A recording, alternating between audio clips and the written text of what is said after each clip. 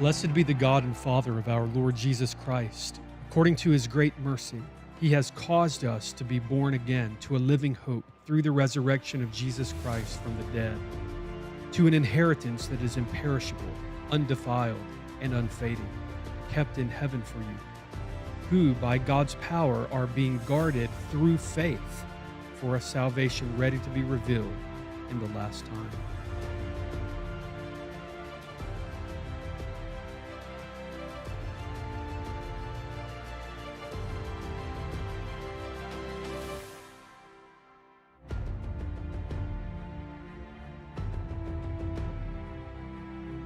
Join us for the 2025 G3 National Conference here in Atlanta, Georgia on September 11th through the 13th. We hope to see you there.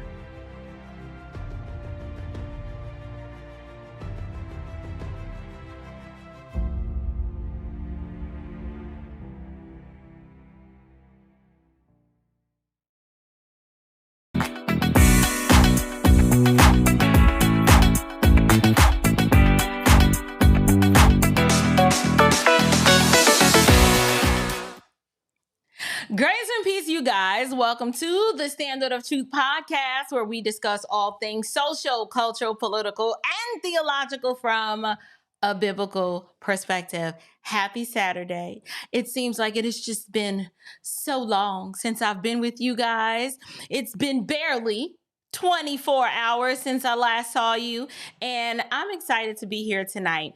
It technically was not an impromptu show, meaning my guest tonight, we have been discussing camming up with one another for weeks now. It's just been a challenge with life and our schedules and travel and things like that. However, in light of the presidential debate that took place on Thursday and another conflicting event that took place on Wednesday, we decided, we was like, let's go ahead and get this sit down in on Saturday. So welcome to the live stream. Shout out to all of those of you who are watching us live. Let me see, who do we have in the live chat right now? First of all, I can't even find my live chat button. Oh, there you guys are. Hey, A-Rod, a necessary voice. Donovan Chow Cat is in the house. I see Kelly, Michelle, my nephew, Grace Point, RC's in the house. I don't know where Miss Mickey is, but somebody need to go ahead and find her for she get in here and it be an hour into the show and she be like, hey, y'all, like nothing happened. Anyway, we're going to go ahead and get into the show. I know you guys are anxious to figure out why do I want to talk about policing tonight. But before we do that, let's get some housekeeping things out the way. Guys, y'all know the drill.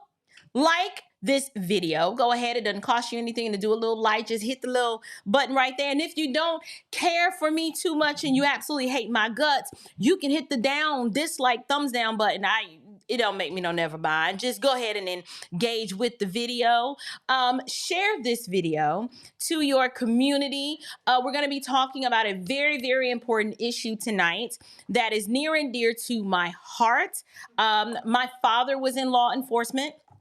My mother was in law enforcement. Neither were police officers, but I just come from a law enforcement family, whether it was the Bronx District Attorney's Office, my father was a bailiff.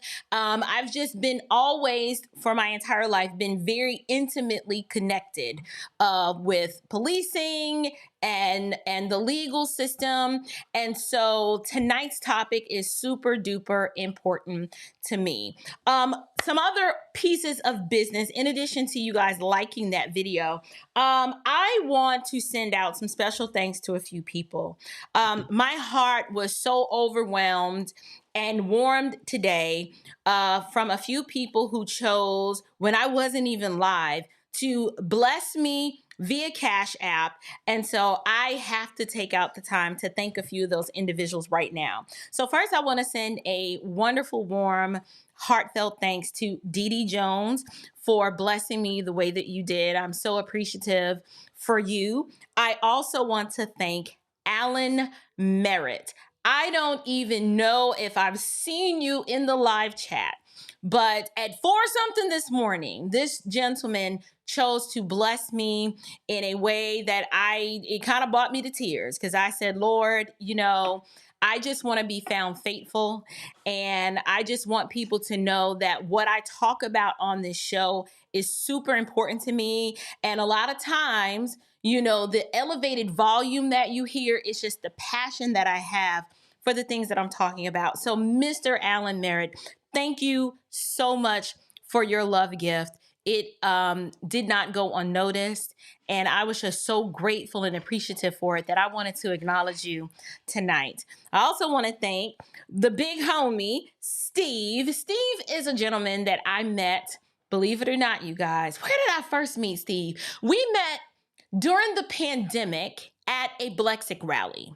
And I don't know how we connected and started talking, but we kind of just stayed in touch ever since. And he's kind of like my conservative political road dog, meaning if there's an event that's popping off, Steve will tell me about it and we'll see each other there. And, he rode one time with me and my husband to a MAGA rally in South Georgia. And we just had an amazing time. So shout out to you, Steve. Thank you for your love gift that you sent me via Cash App. I am so grateful, you guys. You guys have no idea. The grace of God that is demonstrated through you is something that I just don't deserve. But I'm grateful for it nonetheless. So thank you.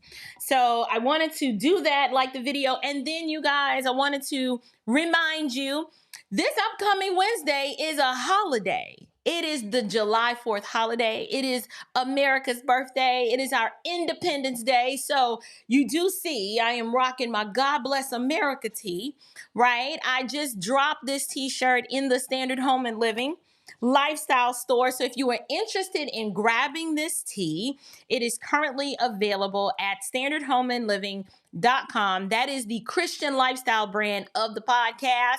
And I was just feeling patriotic, right? I love this country. We're in a bad place right now. We kind of going through. But when I examine the landscape of other developed countries, there is no other place I would rather be. And I thank God daily for his grace and mercy toward the wicked people of this nation. Because y'all, we are not a good people. And the sun rises and sets, and the rain, he pours out blessings of immeasurable amounts that we simply don't deserve. And so this Independence Day, I just wanted to rock a nice little God Bless America tee. It really needs to say God have mercy on America, but I couldn't find one of those, and I didn't have time to get a custom one. But if you want your God Bless America tee, you can go ahead and find that in my lifestyle store. So enough of my rambling. We're going to go ahead and get on with the show, since it is a pre-independence weekend show, I thought it would be useful to talk about the state of policing in this country. You guys know we had the summer of love during the pandemic, and there was all kinds of pandemonium happening during that time. And a while back, I met a gentleman who has become a dear brother in the Lord and friend to me, he and his wife. And we talk about the state of policing often, and we talk about the fallen heroes that the media doesn't highlight. You rarely will hear these gentlemen's names. But my guest tonight, Mr. Henry Hollywood Morris, has done an amazing job starting an organization where he highlights the fallen heroes, these just average Americans who are putting their lives on the front line every day to keep Americans safe. And right now, police officers in municipalities all over this country, their work and their very presence and existence has been demonized. They have been dehumanized, and the whole morale of so many police departments are demoralized. So I'm going to bring Henry on, and we're going to look at some police videos tonight. He's going to share with us his experience as he travels all over the country, listening to the stories of these officers, men and women of the blue, whose families have pretty much have to live with the memory that the fact that their loved ones sacrificed their life so that we could be safe. So without further ado, on this Independence Day, please welcome to the show my friend and my brother from another mother, but the same father, Mr. Hollywood Henry Morris. Hey, friend, how are you? Wait, let me unmute you. Wait. Hey, you know I'm old and slow. It take a minute for me to realize I'm messing up. Now we have to explain, April. We did not coordinate, with the American attire today. We And did I got not. a closet full. We did not. As soon as you popped on the live stream, I was like, you trying to copy and be like me? I thought it was cool. You know, great minds think alike. I put on There my you go. patriotic shirt, and then I saw you with that, and I was like, you know what? We gonna be all right. Yes. Right. Yes. It's always an honor when we get together on the standard of truth, because Right. I got to bother you every week. Exactly. So, Henry, I brought you on today because you and I talk often every week or a few weeks out the month. You are traveling throughout the country. I want you to tell the audience, what exactly are you doing when you're on the road, and what does it have to do with policing? Yes. So we would have to go back. Let's start at the beginning, April. And this was basically the mission and the vision for Support Our Shields started in response to the whole defund the police movement that exploded in 2020. So I was already on the road, like we shared when you had me on last year, and we talked about, the aristocracy and initially doing my production and multimedia for churches, and I have accounts all across the country.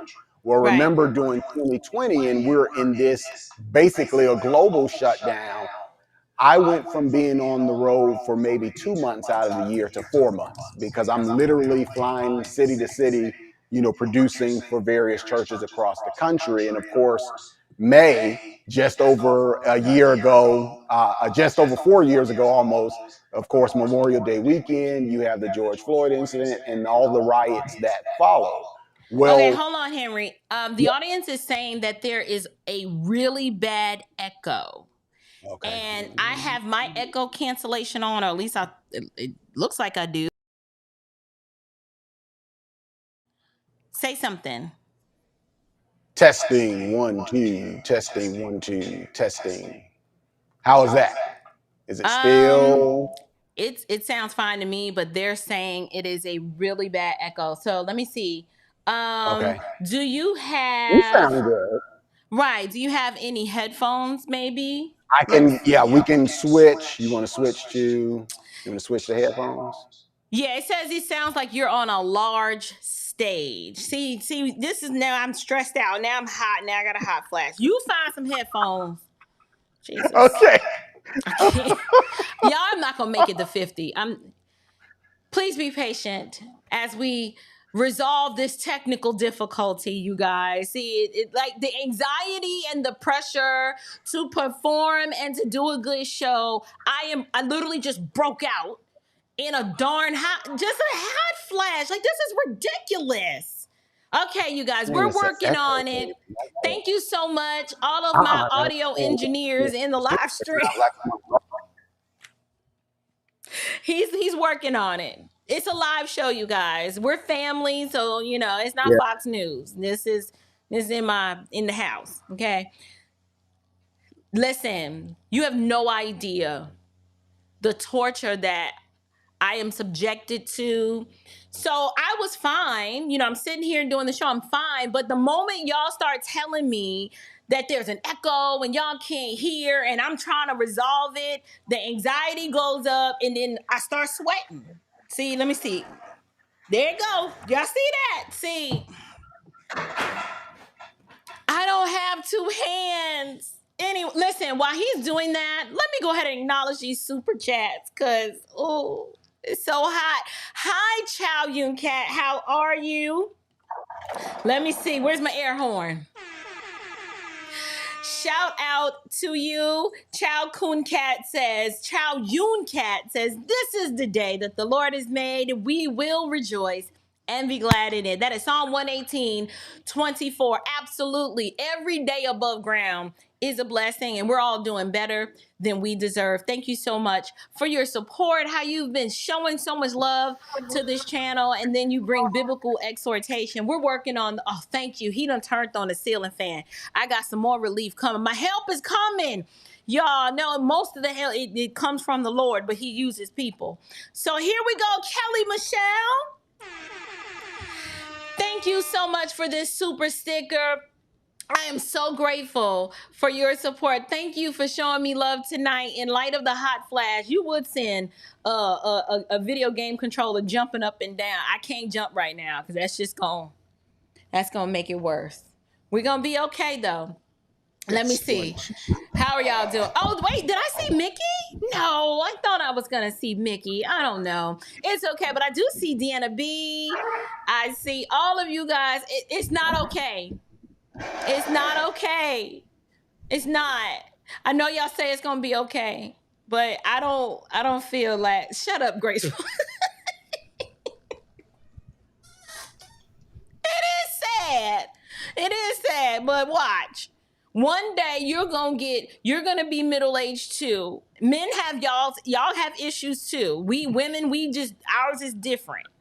I think y'all get low testosterone and stuff. You be thinking, that you all no. Wait, you just wait till your turn comes. Anyway, say something, Henry. Test 1, 2. How is that? How's that, you guys? Do me a countdown, like a 5, 4, 3, 2, 1 countdown. And 5, 4, 3, 2, 1. All right, my audio engineers, I don't see any comments. Is that better? Is the audio better? Say something else. And 5, and 4, 3. April needs a mist fan in the studio. They said it's still an echo. All right, let me see if I can figure out what it is. Let me see, because I have use echo cancellation. I have that on. It's still the same. All right. Let me see what I'm going to do. Okay. Yeah, because we're running straight in on the microphone headphones now. Okay. Because I know you're using your Rode wireless. Wireless. Okay. Yep. We're running directly USB headphone microphone now. Okay. I don't know why my echo cancellation keeps.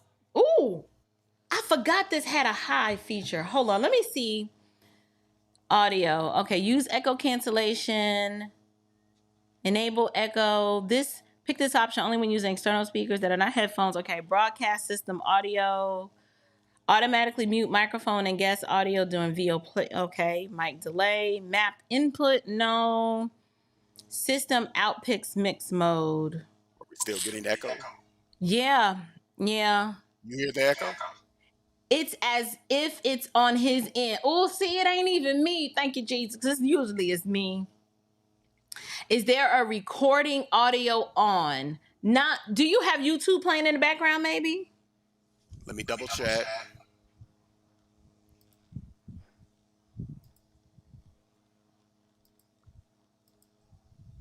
It says it sounds like someone might have a phone on and computer too. It's definitely not me because I don't even have YouTube open. Yeah, now YouTube is closed on my end. And we have the camera. All we have is the camera running into the laptop, and the TV is muted. The sound. Wait, let me do this. I'm going to drop you out, and I want you to come back. That's what we're going to, let's try that. Okay. And just rejoin the broadcast like you would normally do.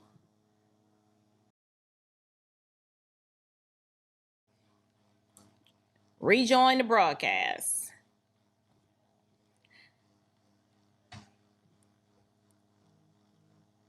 You guys, thank you so much for your patience. I really appreciate that. You guys are being a wonderful live chat.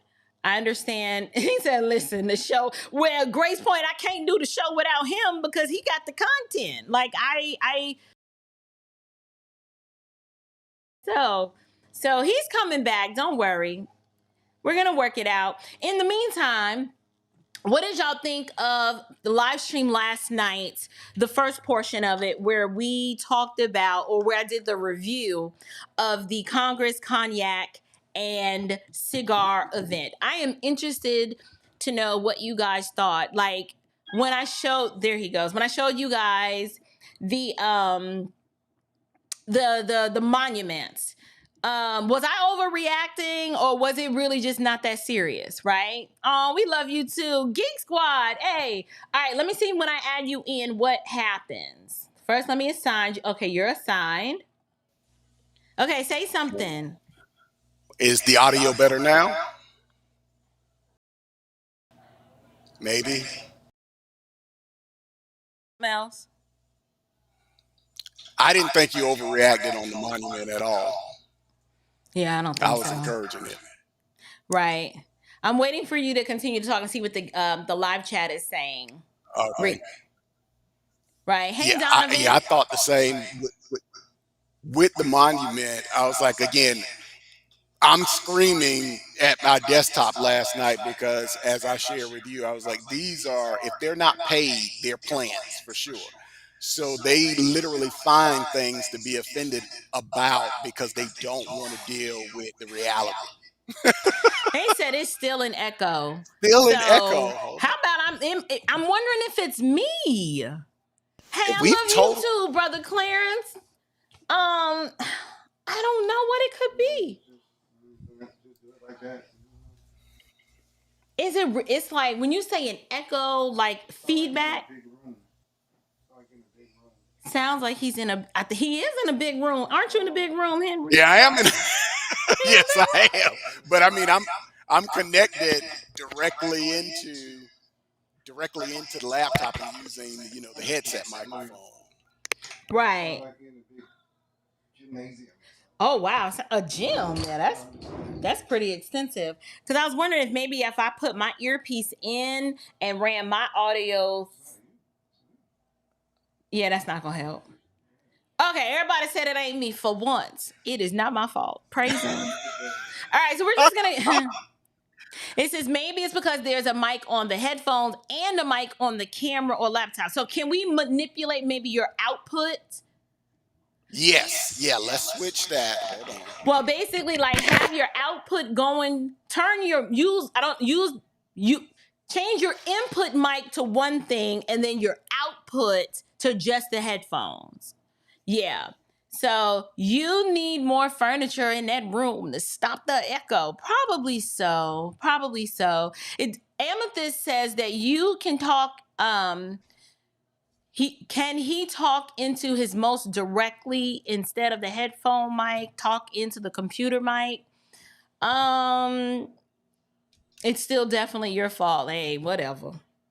I take the blame. They blame Jesus for everything and he ain't do nothing. So, maybe the reverb. So my mixer, I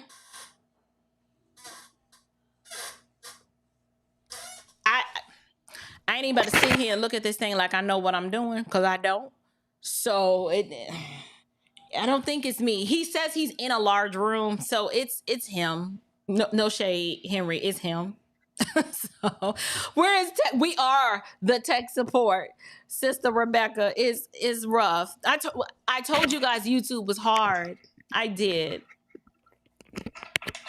All right, so output on the camera is now changed. So no output on the camera. Let's see if we're getting the same effect. And the additional monitor is off. So now we literally just have the laptop. Okay. Possible. Did that help?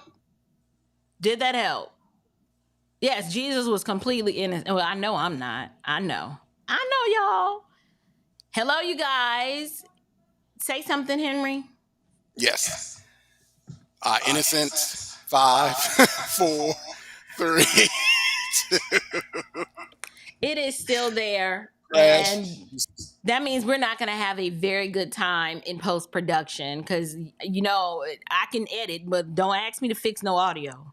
Yes. All right, hold on. Let me change one more mic. Let's see what happens. Hold on. I mean, we may have to do old school handheld mic. Hold on. That might work. Yeah, Clarence, I'm hoping so. Use computer mic, not wired mic. Yeah, I mean, I'm XLR wired mic, and y'all don't understand the joy in my heart that it's not me. It's not me. So turn off YouTube. I don't have YouTube on, and he says he doesn't have YouTube on either. So we're just manipulating the inputs and the outputs of the microphone. So we're gonna work it out. In the meantime, y'all, let's talk about my recap last night that I did. There were so many aspects of that event that I didn't even get to talk about. So we addressed the two statements where I'm calling them paid agitators. We're trying to. It was almost like they were trying to find something because they really couldn't deal, or should I say, they were unwilling to engage with the policy positions that both congressmen were explaining the benefits and how, when you vote this is how it's going to impact you. Because they had no opinions on any of those things. They chose to zero in on a monument, and they chose to zero in on statements that had already been debunked and were woefully taken out of context.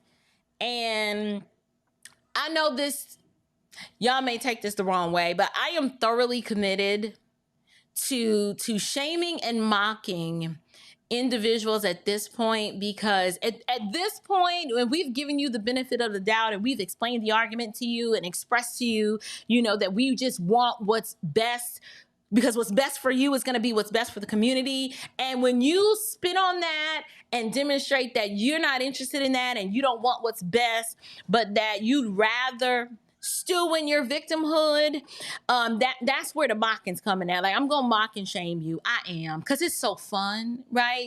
Just seeing the lefticals whine and cry and stuff. That's where I am. That's where I am right now. Because once you get to a point where I'm not going to allow myself to be manipulated and shamed. Like all of the colorizing they do when they try to remind you that you're black as if you don't know and been black all your life. It's easy to describe just some other person by their name. But when I have to get colorized and you be like, this GOP, emissary, black, conservative, female, when they have to give you all these titles, when they try to use that as a form of shame and subjugation, reject all that. Just reject their colored communism and their melanated Marxism. We have to reject it. Henry, now I think you frozen. What's going on, boo? Is he stuck? Alicia Barbara, I'm in Triangle. Triangle, is that North Carolina somewhere? Is that North Carolina somewhere? I wish they made tech easier too. I know, right? I think his camera's stuck. Where'd he go? I ain't not hearing. We got 100 people on here waiting to find out, what we supposed to know about policing. So I'm praying, Lord, that you get it together in Jesus' name. Let me see. I know. Now I ain't gonna lie, I took a nap too. Y'all sat right in this chair and took a nap and fell out. I sure did. Change the mic used on the laptop. Change it from laptop mic to headphones. Good point. I was explaining that, and I'm hoping that works too. Let me see something. Hold on. Why is that doing that? I can't even get it off. No. I'm sorry, y'all. Here we go. I don't know what's happening, but we're going to extend some grace to our guest. He's a really good friend of mine, and we have so much prepared. So while we're waiting for him, I think what I'm going to do is I'm going to just go ahead and play the first clip. First, let me just see how long it is, because I don't know. So let's see. Okay, this one is a little long. So let me see this one. Hold on. Oh no, that one's really long. That's too long. This one. So I have pulled like a lot of officer-involved shootings. I got a few clips of some orangutans showing out with the police. And I got one with just some regular hood rats. So we're gonna go ahead and start with that one. Let's go ahead and do that. So let me show it to you. On August 26, 2023, officers responded to a report of gunshots near an apartment complex. Just one? Wait, two. There's a third one here. Did you guys hear anything? Sound like gunshots? Walk. Are you gonna talk? Hit. If y'all don't get your cousins, get your cousin. Y'all think there's so much fentanyl and other drugs coming through the border. Like, I can't tell if these people are acting like this because they're just trying to be funny, or if they are under the influence of some sort of narcotic. I really cannot tell, but it is so not normal for when, forget the police, just another individual approaches you, you break out in the jig. Like, I don't know what that was. Let me rewind that back. Y'all, that was wild. Let's look at it again. Did you guys hear anything? Sound like gunshots? Walk. Are you gonna talk? Hit. Get off my block. It's not your block. It ain't your block. Y'all looking at that car? We're looking at all the cars. Thank you. I appreciate it. We're gonna look at this one. We're gonna look at every car. Go ahead. Thank you. Yeah. Go ahead. It ain't your block. Yeah, my shit. It ain't your shit. Take that shit off. Yeah. What are you gonna do I'm about sorry, it? What are you gonna do? that was a Take that word. shit off. What are you gonna do about it? Take that shit off. What are you gonna do about it? Are you threatening us right now? Take the shit off. Are you threatening us? Take the shit off. Are you threatening us? What's your name is? Sergeant Valdez.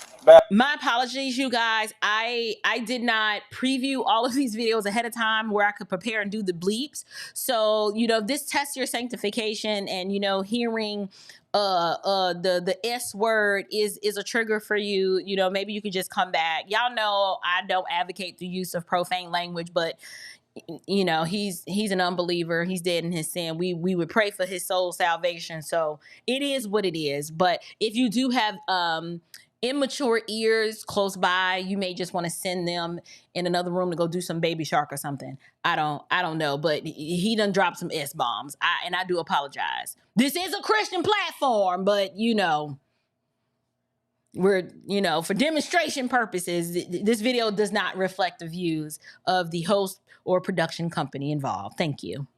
Number, sir. 175. I don't give. What's your shit? FTO Mitchell. What's your badge number? 135. Sorry, don't give a. Babe, y'all try to come over here every day. Y'all bored ass. Y'all don't got shit else to do. Y'all don't solve murder cases. Y'all don't solve rape cases. Y'all don't solve none of that shit. Y'all weird ass bitches. Y'all horny. No, weird ass. Y'all horny. Okay, cause of Coronavirus. Back up, sir. Cause of supervision. Let me go look at your car. Let me go search your car. Let me go search Call your the car. supervisor. Go touch Call the supervisor. Let's go do that. Call the supervisor. I am the supervisor. No, you're not. Come on, come on. The car, man. Come on, Mr. 5'2" supervisor. Hey. Yes, sir. Yes, sir. Let's go. But you swat back up. Why you so close to me? Why you so close to me? Back up. You're not supposed to be sorry. Go inside. Resisting? I'm not resisting. Back up. I suggest you step back. For what? Step back. For what? For what? Detained for what? Detained for what? Yeah, who talking to me? I can't even see. I don't understand. That's right. Detained for what? Detained for what? Exactly. My shit ain't even hit. They get the phone. Detained for what? Smoke my shit right in front of y'all. Here come the ratchet tang. Here she come. Lord have mercy. I don't. So I can recall a time in history when, just at like a basic level, if the police were called and you like, oh snap, there go the police, you would at least, for the sake of, you know, preservation of your own life, or for the sake of saying, I don't want no smoke, I don't really want to get involved in no drama, that when the police showed up, you would say less, and really you would just disappear. You'd be like, I don't even want to be over here, right? I remember a time like that where there was a sentiment surrounding police officers like, you know, I don't even feel like dealing with it, so I'm gonna go mind my business over here. But if you notice in this video, they are like antagonizing this police officer. They're shoving their phones in their face. They're being really provocative and provoking him, saying, you know, I mean, just y'all know how to ratchet tank energy. So okay. So anyway, in this particular situation here, in my opinion, it is very difficult. And hear me clearly, I'm not trying to say that every, you know, police call is like this or it's reflective of this. However, more often than not, because of the culture surrounding policing today, you run into this way more often than you think. This is very, very common. And I can't imagine the level of stress that police officers must be under, because when you get, you know, a call, you don't know what you're going to run into. You don't know what kind of mollies or crack or I don't know what kind of drug these people are on. And then some of them, truth be told, they're not even on drugs. Like this is how they are. They're acting like this. This is like their regular self.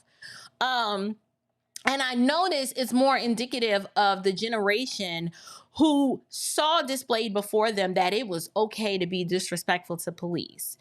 When you had congressmen and women advocating actively for defunding the police and just dehumanizing and demonizing the entire profession of policing, this is one of the byproducts, and this is kind of like what you get. So let's watch some more.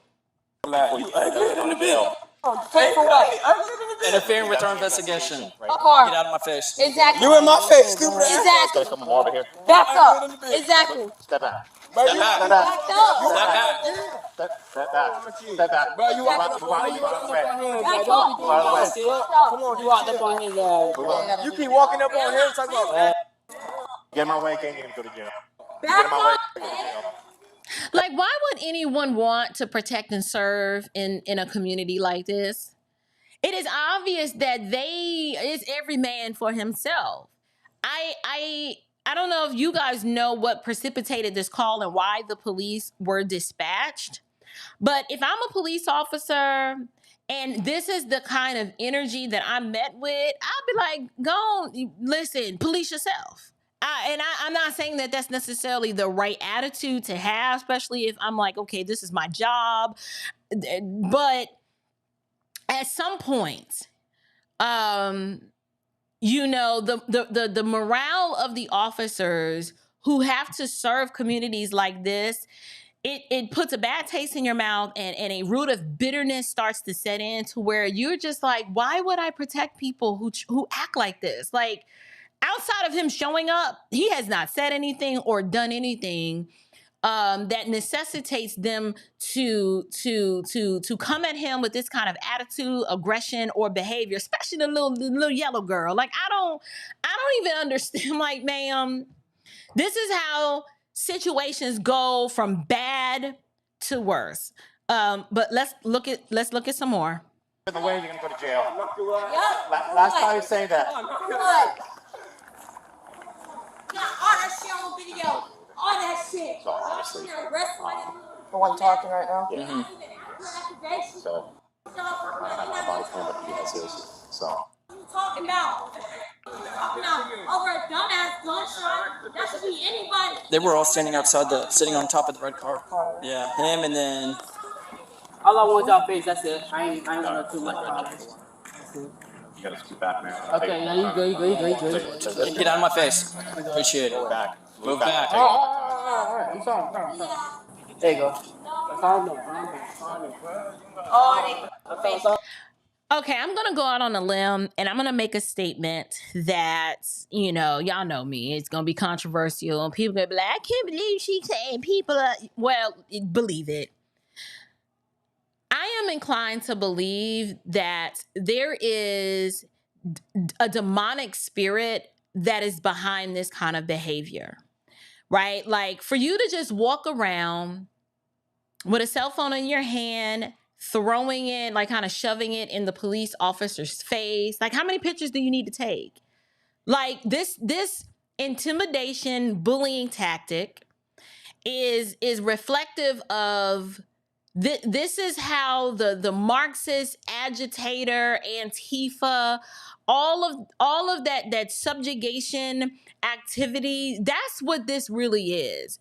Be a disruptor. Trained Marxists know how to be, that's all they do is disrupt.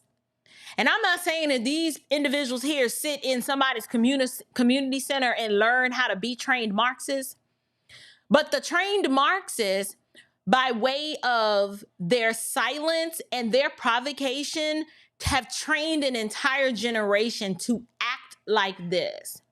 When you have people like Maxine Waters will publicly say things like, when you see these people out in a restaurant or in a grocery store, you push back on them and you tell them that they're not welcome here. Like, that type of messaging and that type of sentiment, it trickles down. And this is now like becoming the norm. To try to agitate and get a rise and to provoke the officers, and then one wrong move from one of these pavement apes, when the police officers pull their weapon and then fire at you, then we got to hear your mama in the street with Ben Crump behind her talking about, he ain't do nothing to nobody. He was a good boy. That's how that happens. That's how little buddy end up dead in the street, bound up in a body bag, because he's never learned how to channel all that matriarchal squalor that he was raised with. He's never learned how to function in freedom and to disavow all of that feminine, estrogen-rich, soy energy that he got from his mother. He's never learned how, you know what? Acting like this doesn't get me far. I know when I saw my mama act a fool when she didn't get her way and it seemed to work for her, that same level of sympathy and grace that is often afforded to females, men don't get that. it's just, it doesn't come with the manhood package. It doesn't. You just don't get that. So I think it's interesting if you watch the mannerisms and the behaviors of the police officers. There's no agitation from them. They're just trying to figure out. It's obvious they were dispatched and called because there were gunshots. And this is the behavior that they have to contend with under the constant threat of, if one of these people pop off and pull a weapon, I may not go home to see my family. Like, this could be the end for me. Let's continue and keep watching. That's all it is. I ain't do nothing. Dumbass. All it is. Bro, I don't got a couple, bro. For what? Do shit, bro. It ain't green. For what? For what? For what? Do it, bro. Step back.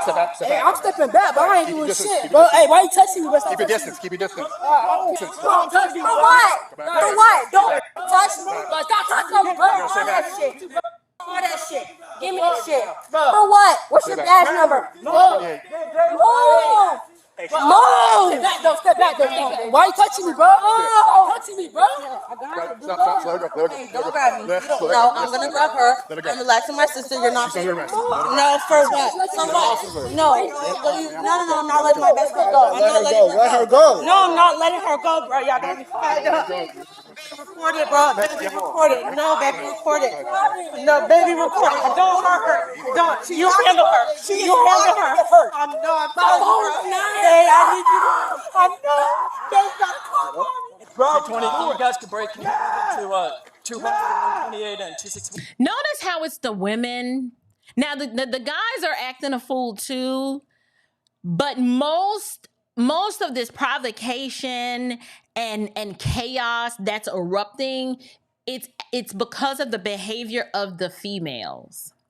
I know that's an observation that I've noticed. And situations like these, there is no reason for this to result in all of this. This is so unnecessary. But on this channel, when I talk about matriarchal squalor, this is what I am talking about. Because individuals who have the presence of strong, disciplined, orderly, structured men in their lives, like heavily influencing their lives, they don't act like this. This is a reflection of matriarchal rule. This is, like I always say, I know y'all don't like it, this 3 generations of bastards raising bastards. Apart from the discipline, the structure of a man that teaches boys how to tame and harness their anger and their energy and to practice self-restraint, and that same masculine patriarchal presence that teaches young ladies that you don't act like this in the streets. Like this doesn't even involve you. You stay inside where it's safe. Like you don't.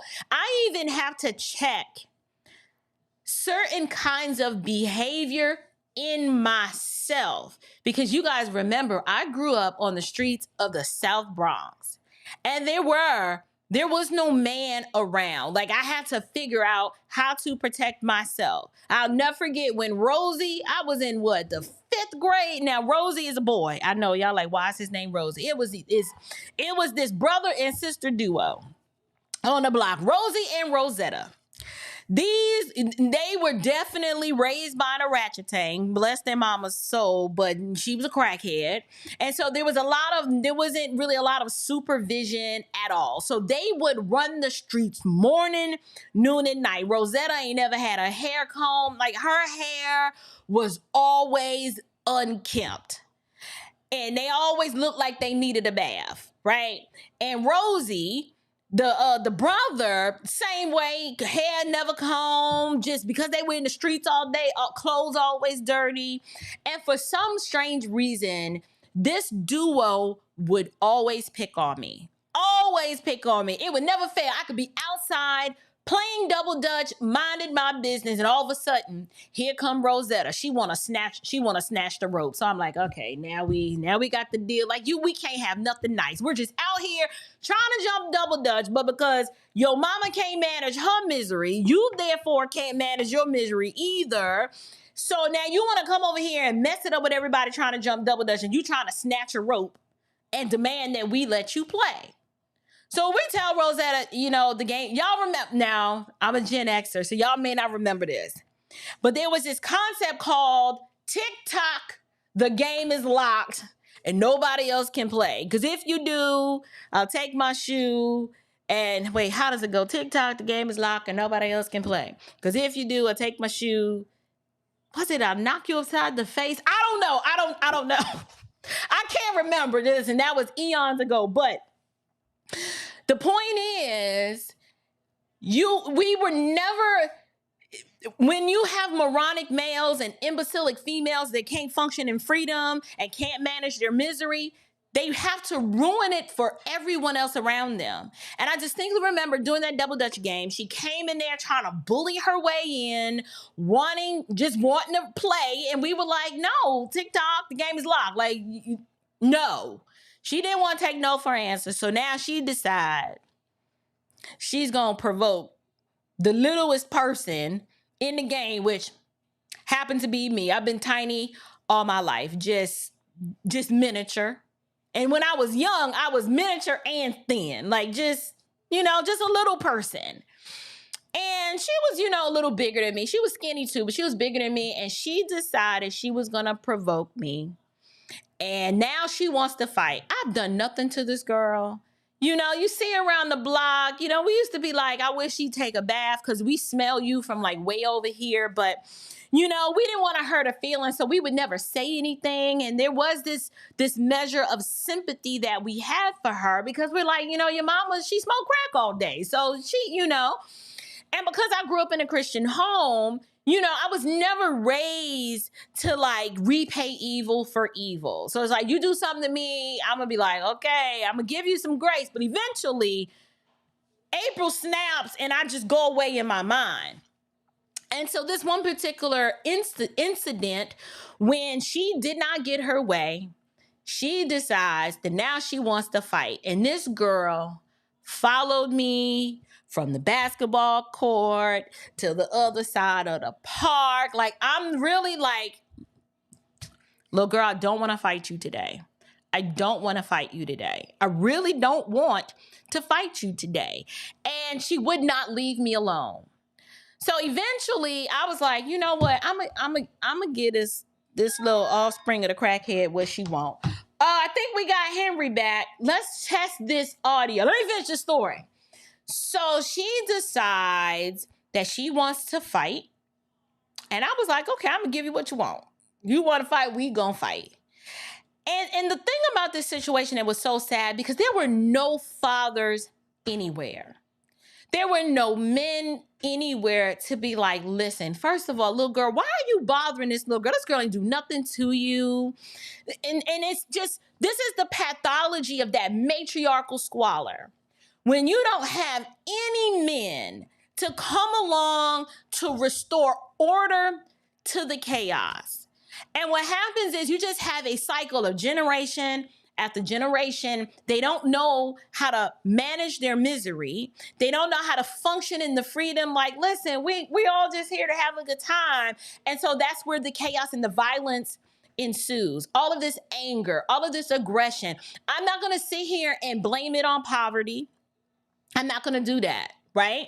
I'm not going to sit here and blame it. Well, the mama was a crackhead. We had other kids on the block whose mamas was a crackhead, and they went to school every day and kept their head in their books because they're like, I don't want to be a crackhead, right? All of us came from single mama homes. However, we all didn't turn out like this. We all didn't turn out like this. And I'm not trying to say, I'm special or, more. It wasn't that. But I'm just trying to highlight the matriarchal squalor and what it creates when there's an absence of men to restore order in the midst of the chaos. This is what you get. I lived this.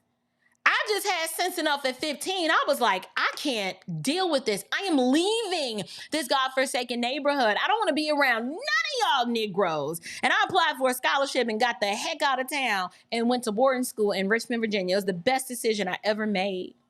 Best decision I ever made. That was school choice, right? Working for me. My mama fought tooth and nail. Like, you are not going to that neighborhood school. I can't afford to send you to that school, and Lord knows what could possibly happen to you. Thank goodness that we exercised our right for school choice. Thank goodness. Anyway, if y'all want to know the result of the fight, y'all want to know? I mean, I was a little banged up. Like, this girl was street. Like, listen, she was street. I mean, it was a fair fight. You know, I got my licks in. You know, got my little scratches in. But then she ain't mess with me no more. Because I was like, listen, you want to fight? Let's do this so I can move on with my life. Let's just get all your little aggression out so we can move on. And after that, she kind of left me alone.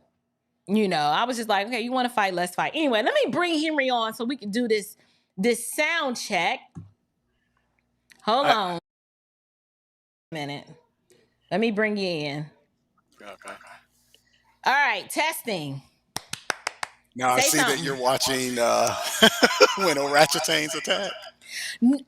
Is that? I'm thinking this is the hood rat video. How is this audio, you guys? Now I did change to a different browser completely, and it allowed me to choose the USB headphones versus the default microphone on the laptop. Okay. So that. Can y'all give me some clue as to how his audio sounds? Keep talking, Henry. Okay. Yeah, and that video that we're watching is actually in Palm Bay, Florida. So I'm very familiar with that area. That is less than an hour from Orlando, and my younger brother actually used to live there. Right. Absolutely. Oh, so you're familiar now? My keyboard don't want to work. It says it's still in echo. My keyboard is acting a straight fool. It's the same. He says it's still in echo, but we can hear. Okay.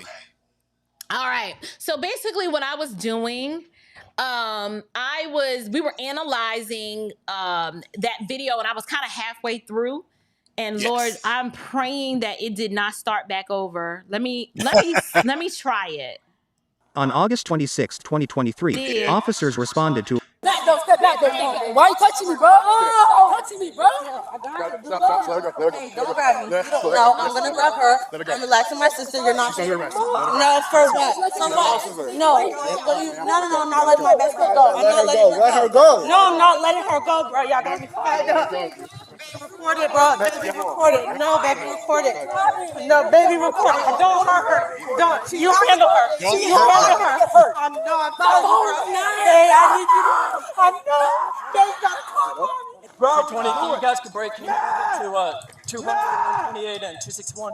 Matt, come outside, bro. Get off of me, bro. Sorry. Y'all got no. Now she wants somebody to get off of her. All that mouth. Okay, You gotta go. Go. Go back over there. Don't touch me. Go back. You won't touch me. Down the ground. Hey, give me the phone, bro. Go to the phone. Yo, Peter, y'all touch him. Give me a phone. Why you? I don't need you in my face. I'm gonna give you the phone, but don't get in my face, bro. Y'all You're not arrested, bro. breathe, bro. He can't breathe, April. Bro. I didn't touch nobody. I bet he can't. Y'all record this shit.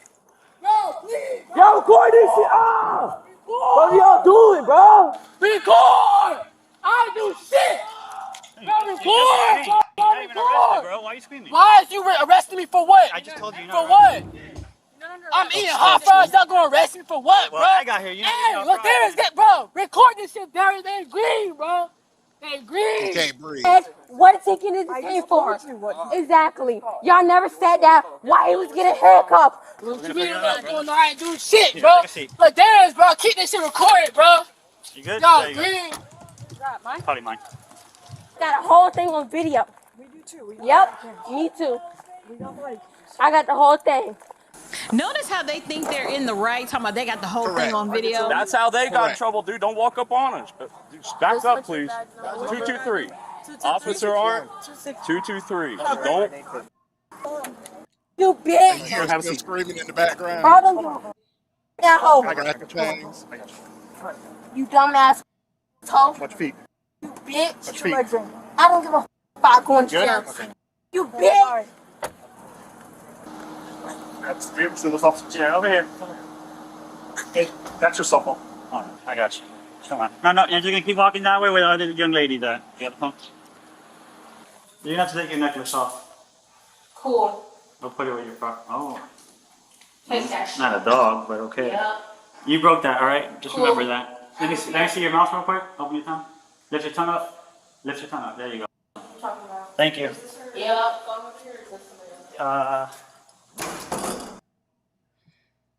Listen, the crying, I'll let you go. You said what you need to say. I'm sorry. Yeah.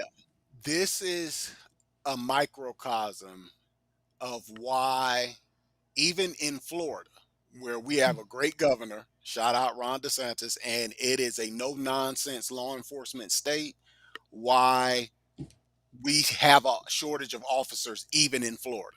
That is Central Really? Florida, April. That in Marion County, where we live, when I visited the Marion County Sheriff's Office last year, actually the end of 2022, they were 30 deputies short, 30 deputies short. As of 2 weeks ago, they're still 25 deputies short because you literally have so many deputies and officers retiring or resigning, and you don't have enough new officers. Recruiting is at an all-time low because morale is at an all-time low. They don't want to deal with that, and that is becoming the norm. Notice you saw no adults. Where are the fathers? They know it. MIA. Right. They don't even. Some of them may not even know who their daddy is. Oh, I'm sure they don't. I'm sure they do not. But this is one of, if you notice the behavior of grabbing the phones, jumping in the way, obstructing. So literally any training that you go to, if you want to do a citizen patrol training, they will talk about, you notice how quick, as soon as I wasn't on when you played it from the beginning, but you notice when the officers came up, they immediately started the stupid behavior. They are in a wide open complex. April, anyone can come out, and we'll get to the stats later about the ambush attacks. Right. This is a real problem. And so doing that, you're just causing a problem. You're jumping in. They don't know who is armed, who is not armed. You make the situation 100 times worse than what it needs to be. And then in this sick culture, we turn around and play the victim with it. And of course, they're racist. On what basis? I don't know. Right. I don't know. And so you can imagine the type of turmoil that the residents there live with all of the time. And so so it ties into everything that we're talking about, bigger than law enforcement, just the politics, because bad policies and bad leadership on a federal level, you get this subsidized housing and you get people who want to live that mentality. Everyone around them suffers. And I heard you saying when I connected back about the fact of you made a decision at 15 that you wanted to get away from that. Right. I'm right there with you. I never made the connection with the policies at the federal level with the subsidized housing. Yes. The types of worldview and mentality and mindset that is attracted to that. Correct. And then you put all of those types of people all together in one community, that's like a wow. Right. It's a problem. And it's a problem. So we literally, the problem was already there, April. As a nation, we've took kerosene and poured it on it and then turned around. We're having failures on every level of society. And we've decided to turn around and blame law enforcement for all of them. You're talking about a failure of parenting, a failure of pastoring, a failure of teaching. And then we literally turn around and say, but law enforcement is the problem. Right, but then we tie the law enforcement officers' hands by not Correct. allowing them to freely do their job to restore law and Correct. order. And then we get Correct. these dumb policies such as restorative justice, which is basically Absolutely. you slap these imbeciles on the hand and just ask them, "Do you understand that what you did was wrong?"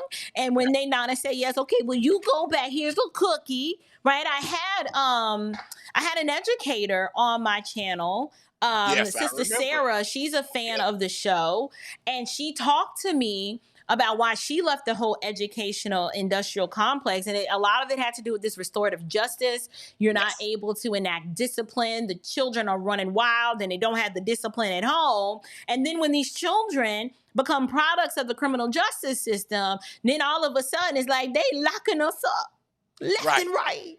Correct. Not only it, but it's universal, April. It's just not in the education system, and that's why tonight's topic is so important. It's also it goes beyond that, and so the same reason Sister Sarah sees that why educators are resigning and leaving is the same reason police officers are resigning and leaving. And we have the chart about the woke DAs all across the country. This is being done by design. This is not by accident. This is literally, we're watching in real time how you destroy the greatest nation in the history of the world from the inside out. And police are Wow. just one level of that. Because what has happened in the last 4 years now is, April, as that dehumanizing and demonizing and demoralizing is taking hold. And Mm. you let me know if when you want to go back, to the background history of it. But again, the product of that is less cops in the areas that need more policing. And these Right. idiots literally come on TV. We see them every week. Every time there's an incident, you've covered it brilliantly, but they come out with the same script. And they always fail to mention the fact of community policing means they go by the data. You're not going to find a lot of police where I am here in the Ocala National Forest. You're going to find a lot of bears and deers. Don't have a lot of Oh, crime here. That's why I'm here. You're going to take find us it. with you. I Take told you, us with listen, you. there's room for y'all on the acreage. You're going to find it in the cities. Not surprisingly, 19 of 20 are ran by Democrats with the high crime. Those are the areas where the police are going to be sent to, and this is what they're met with. Talk to me. You mentioned something about community policing, and then you said Yes. something about they're going by statistics. What Yes. were you? What did you mean by that? Yes. So they literally are placing a higher patrol, and you may remember this with the broken window policies in New York. So they're going to place the higher concentration of police officers where they have the higher rates of crime and Right. calls for police service. That's just the natural part of, that's the part of the main part of the importance of community policing. It makes no sense Right. to have the police where they're not needed. So Right. we're literally seeing the behavior that is causing there to be more police calls.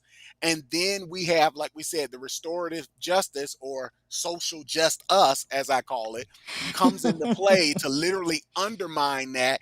And we are the ones who suffer as an ethnic group of people. And it was the only thing I think that I've ever agreed with in my life that Al Sharpton said when he said, 4 years ago, that the defund the police movement was being orchestrated by latte liberals, as he called them, that didn't live in the communities that needed police, because he knows better on this issue, April. I'm like, we So got he was one. right. He was basically Right. Correct. saying that there are these outside agitators who are anti-law and order, but under Yes. the guise of, wanting to give the Social. marginalized people Yes. a break. Let's Yes. defund the police and rip the police out your communities Correct. and watch all hell break loose. Correct. And then uh it's like the Hegelian effect. So that's going to cause a bigger problem. Right. And so what we'll see, April, within a decade, I predict less than a decade, we'll see crime bill 2.0. because I this don't think it's can't. gonna take that long. Yeah, that's I why I don't said in less know. than No, no, right, no. right. I say give it 24 months. Because if not, I'm going to introduce a piece of legislation like this. This Yes, is what we need. Lock them all up, and you can yes, blame me. I yes. will be the fault guy. Like you can put my picture on the the On the bill. legislative cover letter. Put my picture on there. Yes, she the black lady that locked us all up. I sure was. Yes, and Yes. that is one of my problems with the millennials who are younger than us when they always revisit the crime bill from a place and a position they weren't born when we were, and we watched literal entire neighborhoods turn into zombie lands when crack All them exploded. crackheads. Right. So I'm like, that crime bill, they always talk about the damage, but they leave out that this was a cycle. This was a result of the 60s and 70s, the whole lax on crime again. And this Right. is what you get. This goes in cycles. But the sad part about it is, April, real people lose their lives and have their lives destroyed when the people that make these decisions, the policymakers, don't live in those neighborhoods. And Right. they're the main ones running around with private security 24/7, Corey Bush. I was just about to say Corey Bush. I'm like, Corey, where your people? Where's your armored car, girl? Right, Hold on. I right. wanted to show this. Is this the graphic that you were referring to? Hold on. Okay. Where is it? Hold on. We may have to. Let me see here. Hold on. Yes. Okay. Why doesn't it want to show? What is the part? Oh, I know what I did. Okay, do you see that? Is this no, Yes. this is not the graphic. No, There's this a is graphic that you said you wanted me to show that reflected the hold on, I got so many of them. Oh Lord. About these DAs. Hold on. yes, yes. Keep Is this going. it? No, keep going. It's the interactive map one. There it is. Okay. Explain this. What are we looking at here? Right. So this map is accurate as of February this year. So remember, we've already had some elections, some local elections that have taken place. So as of February 5th, this was the map showing everywhere a DA has been elected into office who was funded by George Soros. And so when you talk about the restorative justice or the social justice, the pro-criminal, anti-police policies that have destroyed the cities, look at the cities that show up on the map. Wow. All of them have spiked in crime.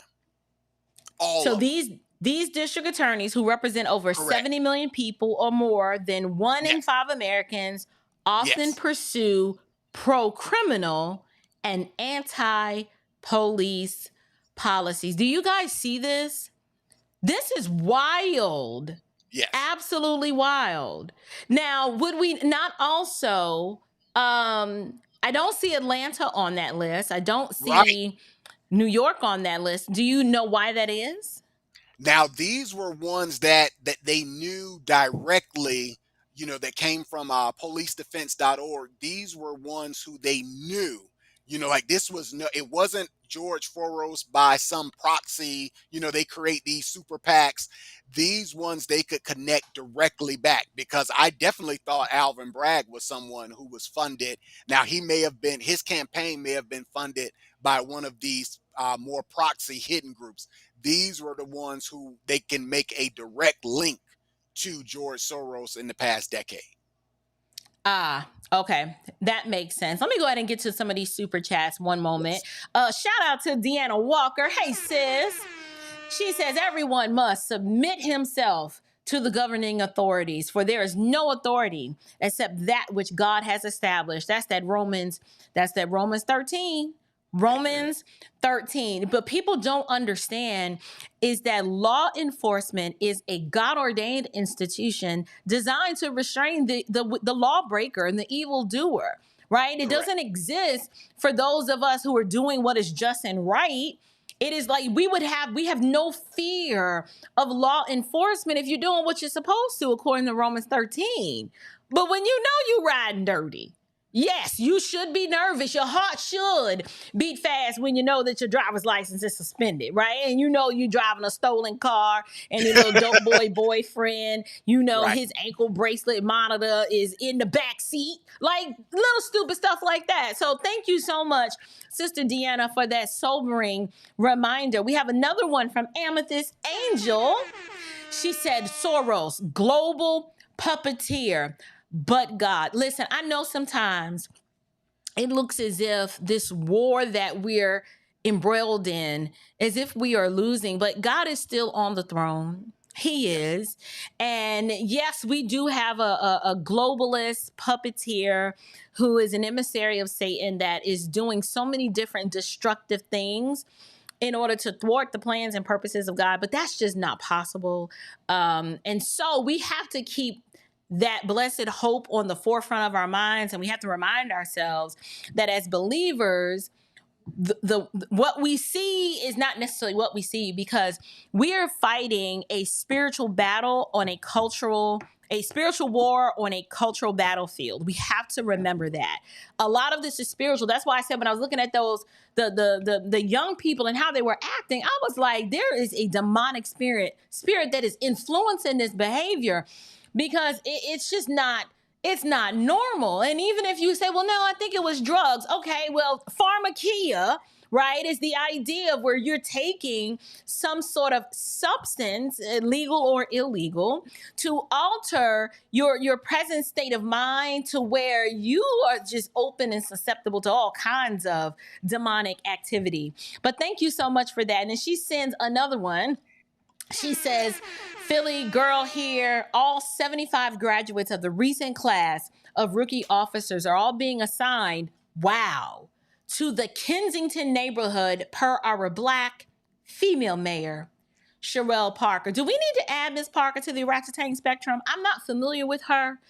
Maybe Amethyst, you can, let us know in the chat if we need to highlight and shed some light on what's going on in Philadelphia. We know the Kensington neighborhood that's like rough and tough, like Yes. Afro puff kind of, like it's wild there. I've seen videos on it. Did you want to say something? I'm sorry. The fact that what Amethyst, I'm sorry, I'm butchering that. What she shared about Philly, Amethyst, what she shared, Philly is definitely one of the areas that you saw directly funded by George Soros, and what they're living with is like one of the ground zero areas. When I was in Philadelphia last November to honor two of the officers that they had killed in the line of duty, literally the department just across the bridge in New Jersey asked what hotel I was staying in, and then told me they did not want me to walk that night. And mind you, I'm 6'3", 240 pounds, and they were like, it's people casing you. They were like, just if you're there and you had to park in a garage down from they gave me the whole rundown and was like, just order in, or, if you want, coordinate it with us, and we can send, a unit. But they were like, it's just not worth the risk. That's what they're dealing with.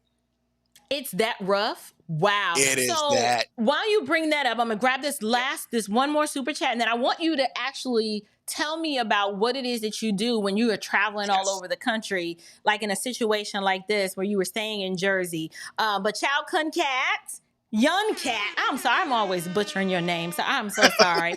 He says, we also know that the law is made not for the righteous, but for the lawbreakers and the rebels and the ungodly and sinful, the unholy and irreligious, for those who kill their fathers or mothers, for murderers. Yes, listen, when I say this is my Bible concordance right here. Thank you so much, Chow Yun Cat, for always bringing the right appropriate scripture to bear on these situations. I'm very, very grateful for your participation in the live chat as well as your support. Thank you so much. So now, Henry, let me bring that tell home. the audience. Bring let what me home? bring that the two we had the Romans 13 and this. Here's how that applies personally. And you and I joke about this, off air, but I'll share it with the Standard of Truth tonight. So when I say I live in the Ocala National Forest, that means we live in the forest. That is so literally. Yeah, literally. And if we don't go into town, being if we don't drive 30 minutes to Ocala or 30 minutes to the villages, we don't see other black people. That's the reality. You in the forest like that. Like Correct. Paul Bunyan kind of, Yeah, Davy Crockett and Daniel Boone. Exactly. I got you. Now, just like the scripture that is being shared, April, I don't drive around worried that, oh my God, what if I get stopped here in a place where we are the super, add 2 R's on that, minority. Right. Because it was what you pointed out. If you're not driving, these issues where you have the stops that turn into shootouts are because you're dealing with career criminals, and we'll pull up that other stat, or you're dealing with fools who have been influenced and bought into the lie. When you had Nathan on last year and you covered how literally you have these parents and these BLM activists poisoning these children's mind to tell them that the cops are trying to kill them. They're creating the situation. So, I have a love for muscle cars. So I got pulled over 2 months ago and what you do? Came up on I was late for a doctor's appointment. And see, when you're out here in the rural, girl, you come up on them. You come up on them schools quick. And I'm in a Hemi Challenger. And you got a dope boy car. Come on. Exactly. Pimpin'. See, right. I mean, blacked out and everything. And you such a stereotype. Look. I'm ashamed. Where's my pearls? April, pull over. And again, it's how you handle the situation. I'm like, yep, didn't slow down in time. The sergeant's like, you know what? You were 10 minutes away. In 10 minutes, the school zone was over. And I said, this school zone is crazy because I was just in a 55. He was like, well, we're in the middle of nowhere. We're laughing, April. And he was like, look, it's just a warning. He doesn't know about support our shields. I gave him a card when I pulled off. But it's how you handle the situation and how you carry yourself. And again, if you're not a lawbreaker, like we're pointing out, then you don't have anything to worry about. First of all, acknowledge what you did. Had I been given a ticket, April, I was totally in the wrong. And I've been in the wrong 4 times since moving here. And yet the interactions with these so-called white supremacist cops has not led to 1 ticket. I'm just saying. There you go. Now, some people are going to say, oh, well, that's just your experience because, my cousin on, the twice removed side of my auntie, they didn't do nothing wrong. Right. And they comply. And here's what we're not saying. We're not saying that there are not situations where you're going to run into, an officer that's a butthole. Like, people are sinful. You don't know what kind of day he had. He's probably all up in his fields and he could take it out on you. That can absolutely happen. However, you can only be responsible for what you do, what you say. You got to self-regulate and self-govern yourself. Right there, the traffic stop is not the time to adjudicate the matter and pop off at the mouth and start talking about your rights. You don't need to know. Half of us don't know the law. Listen, truth be told, I don't know how they gave me a driver's license because sometimes I'm driving and Robert was like, are you going to stop? I'm like, I did. He's like, no, like a stop. I was like, that car's a stop. Then he'll just be like, why are you following this car so close? Like, back up, give them some room. And they're just, truth be told, there are some rules of the road I don't remember. I'd be like, the solid lines, yellow lines. Listen. Yeah, you don't change. Okay. Yeah. I haven't had a ticket though. I haven't had ticket. When the last now I did tap somebody in the back a couple of years ago. I did, but it was no damage. She tried to claim her neck was hurt. I was like, ma'am, you were stopped. I was stopped, and I thought you were gonna go when you did. I did not hit you that hard, lady. Stop playing. So anyway, she wasn't injured. She was just being emotional. This is why I come in the chats. This is why I come in the chats with the crazy hashtags. This is why. So next week when everybody's going to come in, my neck and my back hashtag, we know what that's about. Right. No, she wasn't hurt, but the way I handled the officer, he gave me a ticket, but he was like, listen, ain't nothing wrong with her. And when I got to court, I explained the situation and I didn't get any points on my license. You just gotta be humble. Like just be a human. Stop showing out, people. I think I have one more super chat. Hold on, let me just acknowledge this before we move on. Sister Amethyst. She says, I pray Psalm 91 over law enforcement and military. My now ex-husband was in narcotics, eventually retiring as lieutenant. Ooh, LA? Is that LA or IA? Is that Indianapolis? I don't know. Affairs. That's internal affairs. Oh, okay.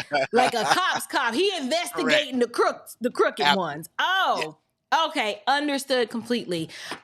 Is there a graphic that what we said we were going to do? I want you to explain to the audience what it is that you do every single month all over this country.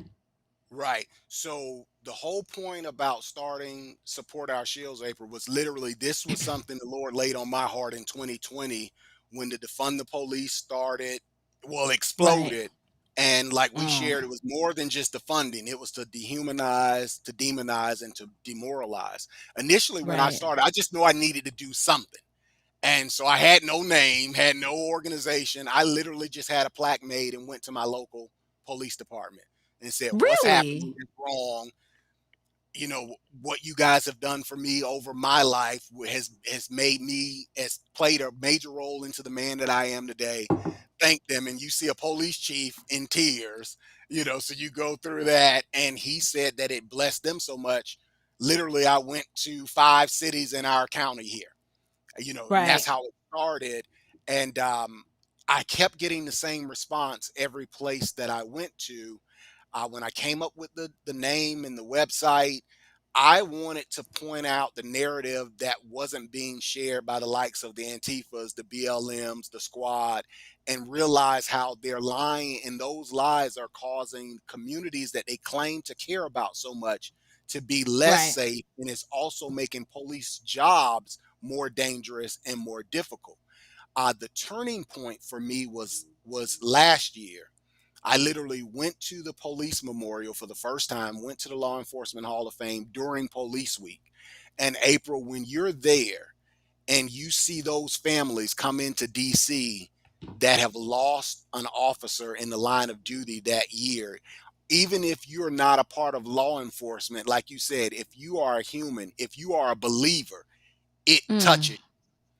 And little did I know that after that, the next month, I was covering a revival in Mississippi. And so I reached out to the Bay St. Louis Police Department. They had lost 2 officers in 2022, a week before Christmas. One of them was 34 and the youngest was 23, Ian Estor.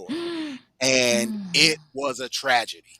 And I reached out to the chief and I told them that I would like to come and present the plaque in honor of these fallen officers. And Ian's father came, and he was a retired officer. So that day of sharing with those officers, and I literally come from Meridian, Mississippi, which is central. Their officer, Keenis Kroon, was 32 with a 3-year-old son. It was his day off. They are 25 officers short, and he was begging the sergeant to let him come to work, to sit with that chief and that sergeant. And she said, Hollywood, you don't know the burden I go through. I was the one that said he could come in, even though it was his day off and he shot and killed in a domestic dispute. So it's learning the stories of these officers, and their families, and realizing these are human beings. There's a person behind that badge. And at the end of that day, the chief walked out with me after the presentation, and he said he handed me a personal check, April, and he said, could you please take this to as many states as possible, because what you've done for this community, he was like, you've broken down decades of barriers. Because again, it was another situation where the majority of the community does not look like us. Let's just keep it real. But I didn't care. I said, the reality, April, is that 23-year-old, and by today's standard, that 34-year-old were young enough to be my sons. Those were someone's sons, and their lives were totally snatched from them because they were answering a call to protect the community.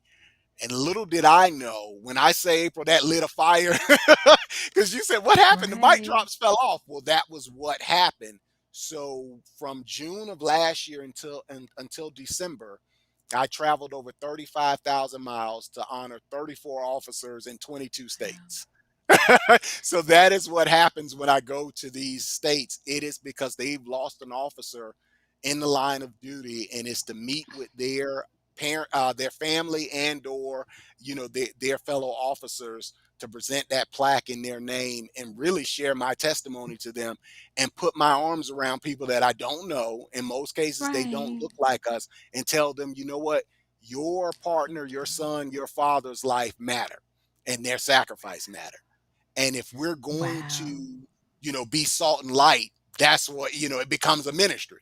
And we're talking about Yeah. getting our nation back. It's going to take sacrifices, I believe firmly, that it's going to take these type of sacrifices. And in that case, the Bay St. Louis story will always be pivotal, April, because the chief said, you know what, you have to understand. And literally, we formed a relationship. The pictures I sent to you last weekend was at his ranch, and Right. Chris riding on his wife's horses. Shout out to them. But you build these extended families with some of these law enforcement officers, because you're coming to them at their lowest moment. And Point. he was just honest. He said, you have to understand, this is a sleepy town on the Gulf Coast of Mississippi. Up until that point, they hadn't had a murder in over a decade. They're dealing with 2 cops killed Wow. before Christmas. And the 23-year-old died at the same hospital he was born in, next door, 23 years before. And most of the audience tonight, I'm sure, never heard of this story. And some of the other names we'll share, I'm sure they've never heard of any of these officers. And that's not by accident. Wow. That is very, I've always been amazed that I'm like, every time you're like, hey, I'm on my way here and I'm on my way there. Yes. I'm like, he is always gone. And this is just what you decided to do personally, as a way to counteract the narrative that we Yes. all have had to endure, for the past 4 years. I wanted to highlight, I have here, Yeah. this right here are some fallen heroes. This one's police officer Emily Brindenbach and Yes. Hunter Shield. And Yes. tell us a little bit about these two right here. Yes. So they were from 2 very small police departments in rural Wisconsin last April. And what happened is the assailant was making threats. He was threatening his family. And when you come from a larger city like Orlando or like Atlanta, April, we're used to a police force having hundreds, if not thousands, of officers. Well, Right. they encountered him. So this is why you had 2 different departments, because he was basically leading, um, you know, driving through the rural county making threats. And when they pulled him over, he opened up on them with an AR-15. They really had not much of a shot. Emily was supposed to be married in November of last year. She was engaged. Hunter was also, she was 32. Hunter was 23. And Right. his department only had 3 police officers. So when I went, and Emily's department only has 5. So when I went to That's see it? them, that's it. And they are encountering, because a lot of times we think sleepy country, that bad things don't happen. Evil has no geographical limits. And so Right. Hunter's situation, both of them were heartbreaking. When I went to visit, the departments are about 15 minutes away. The captain of the Village of Cameron Police Department, after Hunter was killed, they were down to 1 full-time officer. So when I went to that police station, he's answering phone calls and doing insurance reports. And he's like, I don't know how long we'll have to talk, because if there's a call comes out, I have to go out and answer it. And he played football with Hunter's dad, and he was the one that had to go over and tell him that his 23-year-old son isn't coming home. And because of social media, the family already knew it before he got to their house. Oh no. Correct. Ugh. And they're so close. Emily's fiance used to motorcycle ride with the captain, with Hunter's captain. So that community devastating. What were the details surrounding what happened? Do you know offhand? Oh, he was determined whether or not he was could medically termed as schizophrenic or psychotic. That's Mm-hmm. up in the air. But there was previous drug abuse, and so the shooter, was threatening multiple people. And when they pulled up behind him and pulled him over, he literally got out of the car and opened up with an AR-15. And of course, the distance he had on them with handguns, they were and I didn't send you that video, the body cam of that, but they were trying to keep him from taking aim because it's on an interstate. So they're trying to keep Right. him from aiming at citizens, and they literally put themselves in between, pretty much knowing, April, that they are likely not going to come out from that standoff. That is wild. That Yes. is absolutely wild. You also, there's this other one. This is Heather Glenn. Yes. End of watch Monday, July 3rd. It'll be a year Tuesday with the Yes. Tell City Police Department in Indiana. This is, I'm gonna minimize this and so we can be on camera if you want to tell us a little bit about her. Yes. So the situation with Heather, it was, of course, 4th of July celebrations early, and it was a domestic violence dispute where the boyfriend had beat up the girlfriend and sent her to the hospital. Well, he decided that wasn't good enough, so he showed up at the hospital to kill her. And so Heather, right. So like I said, this is April. That's why I wanted to send you the graphics, and like I told you, I'll share the stories with you because the nation doesn't know. So Heather is I'm not sure if Heather was on duty at the hospital, because this Tell City, Indiana, April, we're talking about small towns, like 2,000, 3,000 people small. Right. So I'm not sure if she was on duty or was there a call, and she literally fought him off to keep him from killing the girlfriend. She bought time for backup to get there, but he eventually overpowered and killed her. Now, I am so grateful for the servitude of all of our officers. But I have noticed that there is like this huge uptick in female officers that, just realistically, you cannot overpower.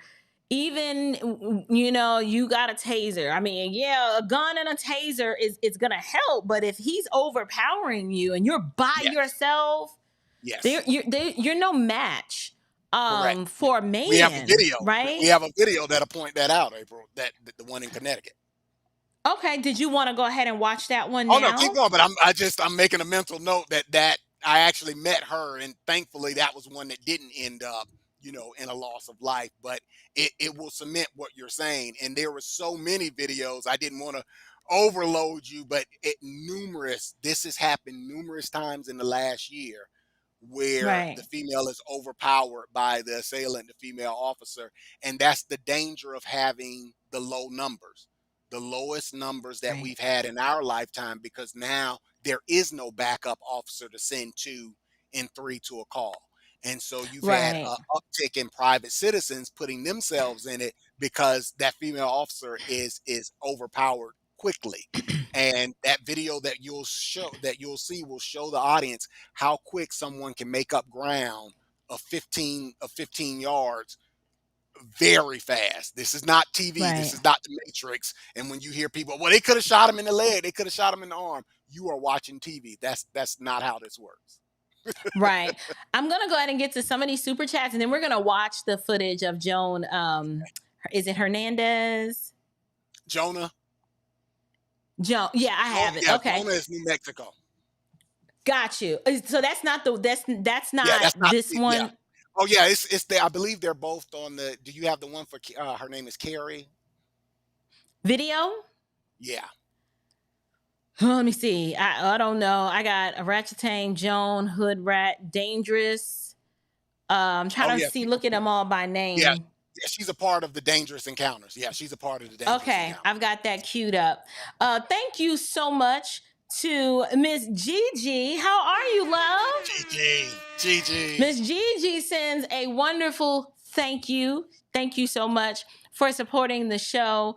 You guys, this show is, we laugh and we joke over here on the Standard of Truth podcast, but this is a show that's a little bit more serious in nature, because like Henry was saying, so many of these stories we would never hear if it wasn't for individuals like Henry highlighting these and bringing it to the forefront, and then honoring the families of the officers that actually unfortunately meet their untimely demise. So thank you, Miss Gigi, for supporting the podcast the way that you do. I'm so grateful for your love, your support, and just how you tune in and watch and encourage me to keep going. Thank you so much. We also have another one from Sister Amethyst Angel. She says, I interact with law enforcers often as part of my job. Question, is it true that the most dangerous calls are domestics and car stops? You can go ahead and answer that. Absolutely. Absolutely. Wow. And there's more of the graphics of the fallen officers, Abra, that are going to tie right into what she's talking about. It absolutely is. And so again, it sadly gets the game that the activists play. They turn truth on his head, and so they'll talk about how the cop was too aggressive, but it can switch. And there's one in here or two that I'll share that story with you of how that changed in seconds.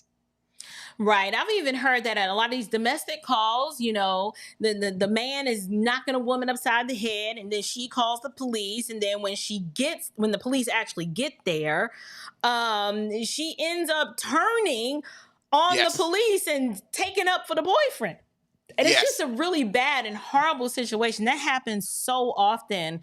So hopefully that answered your question. Thank you for your support, Sister Amethyst Angel. Sunkiss dropped by and says blessing to you as one of my faithful day one subscribers. Thank you so much for stopping by and blessing us with we got 2 bouquets of flowers. So I don't know if one is yours and one is mine, but I'll take them both. I will take. Chris got me flowers once when we were dating. You take them both. Did she really? I don't think she thought that went through. Yeah. She didn't think that went through. She like, I bought you flowers. She was like, say what? So I made a Robert Chapman face. Did you? I'm a dude. Yeah. Right. I don't. Thanks, but no thanks. I appreciate it. I will take them. Sister Deanna sends $19.99. Thank you so much, Sister Deanna. She says, thank you for Deanna. All that you do, sir. Henry, like I said, this is such a labor of love for you. I've never heard you once complain about being on the road. And what a lot of you guys don't know, like Henry was spending like his own money. Correct. I was like, where are you going now? And I was like, are these people paying you? He was like, no, I just, when I find out that the officer's down, I just go. And I was like, wow. So we obviously covet he covets your prayers. But I know we had talked about you exploring the possibility of turning this into a nonprofit endeavor so that, you can kind of take it to the next level. Are you still exploring that? Yeah, that is actually in the works. So just waiting on the approval, of course. But yeah, did all of that, April, and also reaching out, like you said, to some bigger organizations that would support something like this. I definitely never wanted the fact to be lost, because we've had this happen with some organizations where the focus is shifted from the original cause. And so I'm like, it would not be the way that I would advise everyone the path to follow, April, but it's one thing. And that's why I went off the way I did in the video you talked about a few weeks ago, was because the narrative was a slap in the face to literally, when and the departments know that this is literally coming out of what was supposed to be my retirement, because I believed in the cause so much. And a side story to that, when we met in person last year. Now, April's getting blindsided because she didn't know we were going to talk about this. Okay. Did I do some? No. But when we had dinner, I had dinner with the Chapmans, so this is for the Standardoftruth family. And you guys, that's when I first shared with you why I was on the road so much that week. Right. That night was so important because literally I had just spent the last 6 days traveling to 7 states to honor Right. 10 officers that were killed last year. So I was just emotionally done by the time I got there. So Yeah. that dinner was so, and just that night of us laughing in the studio and talking with you and Robert and Mom was so important because, April, you on the road, you don't want to call, I don't want to call my wife every night with, I just left a 21-year-old memorial for a cop that Wow. had been a cop for 3 months. And then you leave from Oh that and no. you go to a 24-year-old who thought he was helping a disabled car. This was a career criminal who had decided he wasn't going back to jail. So literally blew the side of his face off and stole his police car. So I'm literally going from one to another. And by the time I got to y'all, I needed that night of fellowship because, like I said, you go back to your hotel, April, and you're just, you Right. almost believe, like, where is the humanity left in the nation if you do that one after the other in the stories? And you know, you hype yourself back up and you go to the next Right. one, but inside I was just like broken. So I needed to get to you guys and for us to have that night that we had, Yeah. because this was literally 10 in 7 days. And by the last one in Huntsville, and I remember I left from Huntsville and drove to Atlanta, I'm like, Right. this you're just done. You're done, and you know, you feel like the world is literally like lost. I had no idea that you were Right, I never carrying told such a you. heavy burden. Like I was just like, I'm about to cook. I'm about to throw down, Yes, this mac and cheese. What did we have? Was it mac and cheese? What was the and the meat? What chicken, meat did we the have? chicken, the Right, chicken. we had Yes. chicken, mac and cheese. Did I do dressing? No, I No, don't remember what I cooked. you I had just knew something else. Right. I just knew I wanted it to be special for you Yeah, and, just for us to break bread across the right. table in the spirit of hospitality. I had no idea that you were just emotionally spent like that. So Yes, the Lord knew what you needed that correct. evening. We had a great time. We was like, oh, let them stay. But you was like, I got to go. Right. Yeah, I So, was flying back out again the next morning. Yes, right. Well, you drove all the way out here to East Jerusalem to break bread with us. correct. And my husband was like, he all right with me. I like him. He was like, I like Like I him. So, said, that was an answer to prayer that night. Truly was, man. And I've been waiting for us to come on to share that with you live. oh, well, look at Yeah, that. See, y'all, the body of Christ that's how it is with, your kinsmen according to the spirit, correct. because, you meet people in passing. Like I met Henry because he did a mic drop moment on me. And so I don't know somebody sent it to me like, yo, this is dude on Rumble that like clipped out your stuff. And I was like, oh, Rumble. I was like, oh, okay. Who's And I on sent it. I Rumble? was like, oh my goodness, look at this. And I just thought it was so cool. And then we just kind of connected and started vibing. And you came on the show last year. And we've just, been chummy ever since. And Yes, it has so much to do with the unity that we have in Christ, correct. that like-mindedness that binds us together. It is really, really an amazing joy to connect with brothers and sisters in the body of Christ like that. I think I have, let's see. Oh, Chow Yun Cat in the house again. Says, greater love has no one than this, to lay down one's life for one's friends. John 15:13. Listen, that when you read a verse like that, you like, wait, say what now? Lay down a what? Right. That ties into, pull up the Matthew Hare graphic, April. That's going to tie Let me into see. this. Matthew Can't miss Hare. him, Let's just like a see. baby. That's No, right. no. We get there eventually. Yeah, There there we it is. go. I'll make So Matthew a little smaller. There yeah, we go. Thank I you so saw much, Chow Young Cat. I saw that scripture that was in a small town in South Carolina. So the story with Matthew, Matthew had just graduated 3 years ago from high school. Matthew was 21 years old. The what Wow. happened the night of, or the early morning of his death, August 2nd, is the woman was heavily drugged and intoxicated and wanted to commit suicide. She drove her car on the railroad tracks in a small town called Easley, South Carolina. Matthew was able to throw her from the vehicle, but he took the hit from the train.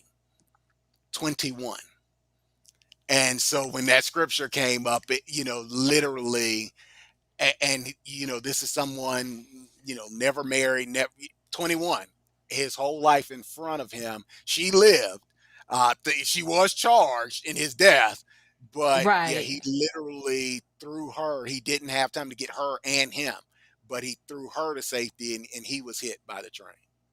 Lord have mercy. Oh, I don't even know what to do, with that. I mean, when I think about all of the times when I've either been stranded on the side of the road, or like this one time I had locked, I was at the grocery store and I was putting the groceries in the car, and you put your baby at the car seat in. Well, he wasn't a baby. He was like 1. Yeah. And I got locked out the car. Oh. And Isaiah was still inside. And he was too young. I was trying to motion to him to tell him to unstrap himself. Because any other time, he would unstrap himself. This one time, all of a sudden, he wouldn't unstrap himself. And I'm trying to tell him, to pull and it was hot. I am freaking out. And when the police officers showed up, I was like, whatever you need to do to get my baby out that car. Like, in that moment, you just want them to help. And they don't think about, like, well, what was you thinking? Like, you didn't have your keys. Like, why? There's no judgment there. They're just like, this woman's in distress. The baby we got to get in. And they got in. And I just wanted to hug these officers, these strangers that you don't even know. Because they're standing out there hot, sweating just like me. And, being a woman, trying to be like, please hurry, hurry, hurry, hurry. And they try to calm me down. And they finally get in. It's just in those moments when someone is just willing to just lay it all on the line for a stranger. Yeah. I think we take that for granted. I really do. I think we take that for granted. Let's just do this one last super chat for now before we move on to the next one. This is from Ariel Marbury. Thank you so much, Sister Ariel, for your support. You guys have no idea how much it means to me to have you guys support the show the way that you do. As you can see, we had some technical difficulties in the beginning. We did, and come to find out, I don't think it was you. I think it was me, because once I put my earpiece in, everybody was like, all of a sudden was like, wow, it's so much better now. It was me. And I normally never have to wear my earpiece, but it was me, y'all. I'm sorry. My apologies. I thought it was you too, but everybody said that I sounded fine, but I probably did sound fine, but because of the feedback from my, it was just a mess. But anyway, thank you guys so much for the way you've been supporting. What is it? Do you want me to show a video now, or you want to do another story profile? Let's go to the video, because that will bring it home just how quick, April, things go from 0 to 100, and we take it for granted. And like you shared, this is a calling. It is a calling, because the average person is not trying to put themselves. I'm like, you'll be dead if you wait on me. Right. So this one we're gonna do. This is how dangerous the job is. Stand by. Yeah. Here's how quickly an everyday police call can turn deadly.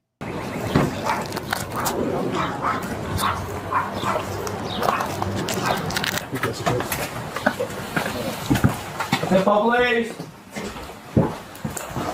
St. Paul Police! Police! St. Paul Police! Here! Back here! Back here! Notice he doesn't have his gun out. He doesn't have his gun out. What's going on?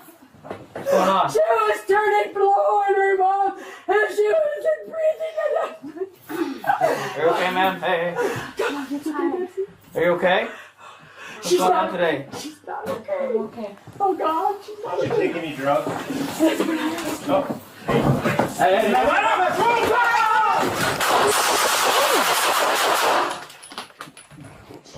Who know YouTube gonna demonetize this one? Drop the gun.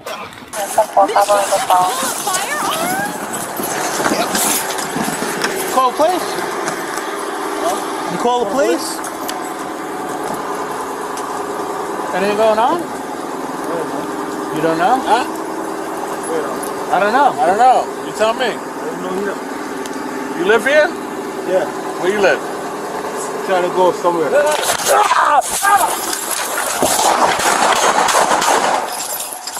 Where you live? Trying to go somewhere.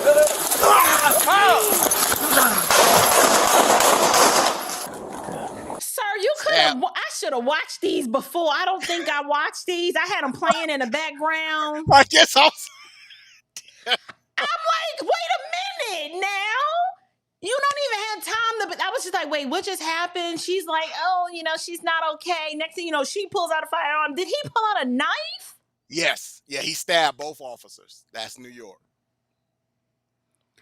Wow. That is wild. Okay, I'm gonna go back and continue. Y'all just, I just needed a minute. Domestic violence call. There you go, Miss. He's trying to hit me. Hey, sir. Sir? Don't come here, boss. Wait, don't go.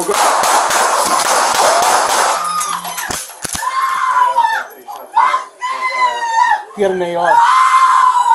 About an AR-15. Wait, he had an AR-15? Yep.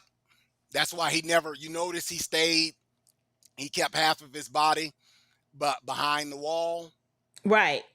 That was because he had AR-15 in his head. Listen, I just came from Alabama. I was in the sticks in Alabama.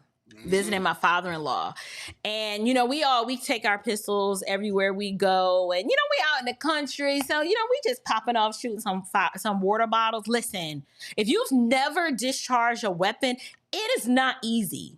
No, it is not. Like, I didn't have a moving target. I wasn't under distress.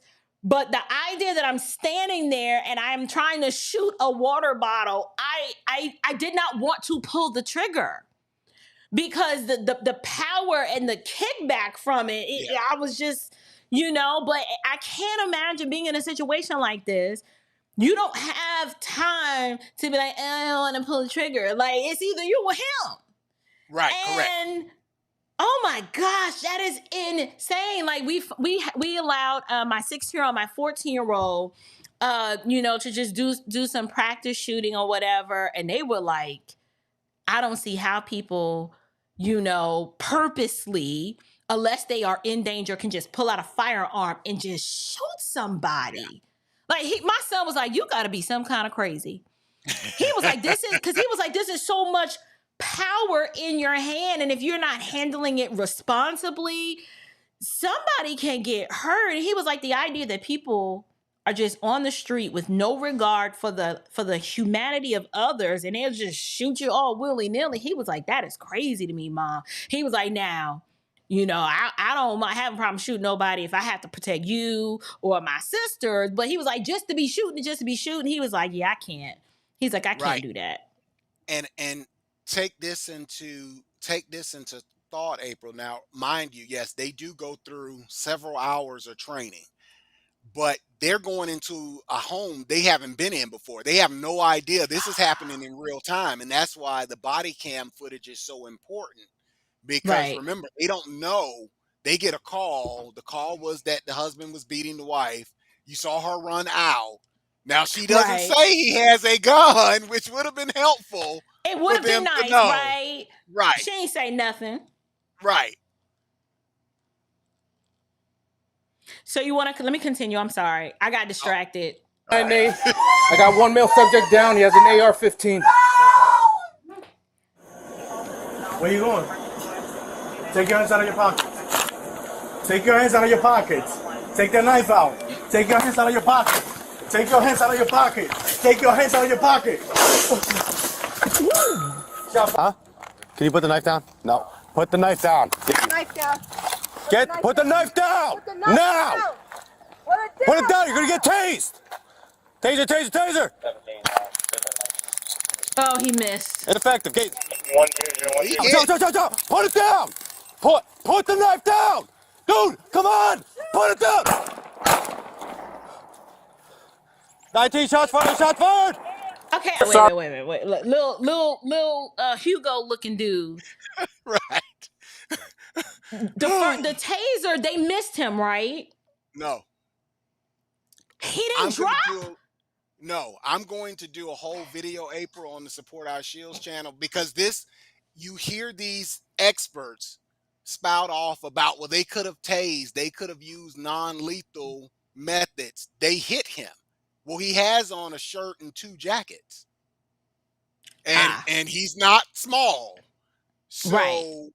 And ask my bro Robert, ask Robert about the 20-foot rule with a knife. You can lose. You saw that he was hit and kept coming. Yes. So this is why when you hear these greasy lawyers that Vince talk about come on TV and talk about excessive force, because if it's a knife and he gets within striking distance, you could still die. If it's a gun and he still has it in his hand and can get off a shot, you can die or someone else can die. And we're going to see that. See, yes, 21 feet. Wait, well, 21 feet is pretty far. Right, but you can make it to the person and kill them faster than you can get that gun out of that holster and fire it. She's exactly right. I gotta watch that one again. Hold on. I'm sorry. Like, just give me a second. I just need to. I mean, but it was pretty. Take your hands out of your pocket. Pretty thick. Take your hands out of your pocket. Take your hands out of your pocket. See, they're backing up because he was. Can you put the knife down? No. Put the knife down. Right. Put the knife down now. So you notice he goes. Put it down. You're gonna get tased. Taser, taser, taser. Going? Not ineffective. Didn't do anything. Put it down. Put the knife down. Dude, come on! Put it down! 19 shots fired, shot fired! When is he going to... we cut it there. So well, again, the amount of drugs that these people are on that they are encountering, April, like we've talked about in our day about the angel dust. Some of this is 10 times stronger. So you get these, now they have superhuman strength and they're not feeling pain. And that's why I said I have a separate video that is just going to be on deploying tasers and people pulling them off and then attacking the officer. Right, because I'm sitting here like, is this a cyborg or a human? Like, which one is it? Now, this one is very dangerous because, again, this is another case where this individual has a high-powered rifle. They are outmatched from jump. Wow, okay. Sheriff's office, why don't you come out with your hands empty and talk to us? Sheriff's office, why don't you come out and talk to me with your hands empty? Losing vision in my left eye. Okay. White Toyota. There they are. There they are. This stream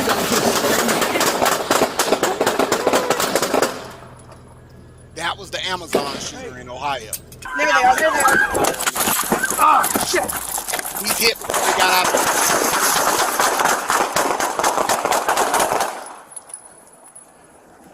Hey, I'm hit.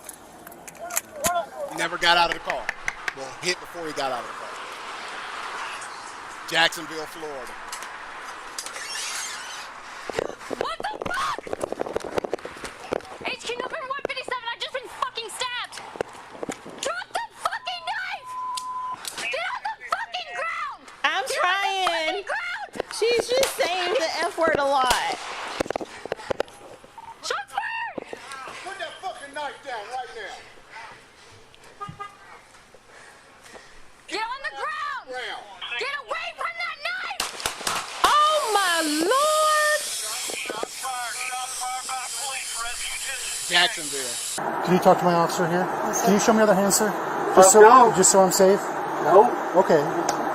Okay, Todd, find out if he's got a gun. Another domestic I'll violence. have multiple guns. Wait, do you have a gun in your hand? Yeah, I did. Okay, put the gun down, please. Back up. I don't care about your warrants. I care about your safety and my safety. So please come out unarmed, sir.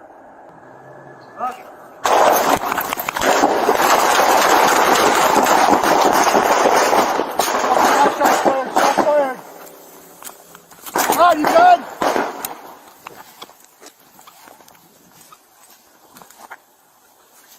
Todd, you good? What's he got a knife out. Do what? He has a knife out. Where's he at? Right there in the door. He has a knife. He got two knives. He got two customers.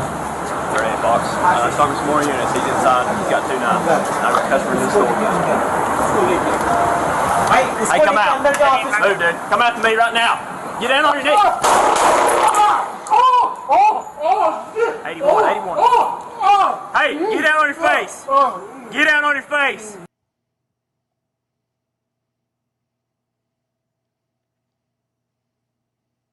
Put your hand behind your back. Let me see your hand. I dare you.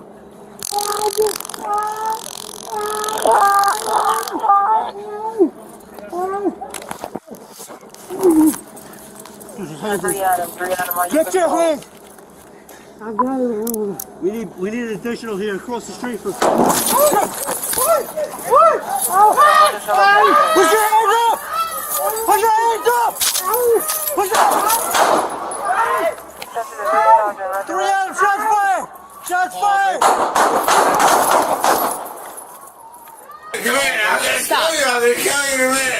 Stop. Stop, bitch! Get back! Get back! Stop it off. I told you to get back! Stop! Stop it! Do you want to get tased? Do you want to get tased? Show me! Do you want to get tased? I'm going to tase you! Show me! Show me! Change an appointment. April. Huh? Okay. So the one that you just saw, you noticed they tased him. Did you understand what happened? No, I'm traumatized. Okay. Explain. So you really didn't go through these, did you? No! No, I didn't watch this. Listen, I would have made this members only accessible if I had known they were gonna be popping off like this. I did not have time to watch all of this. I had no idea. YouTube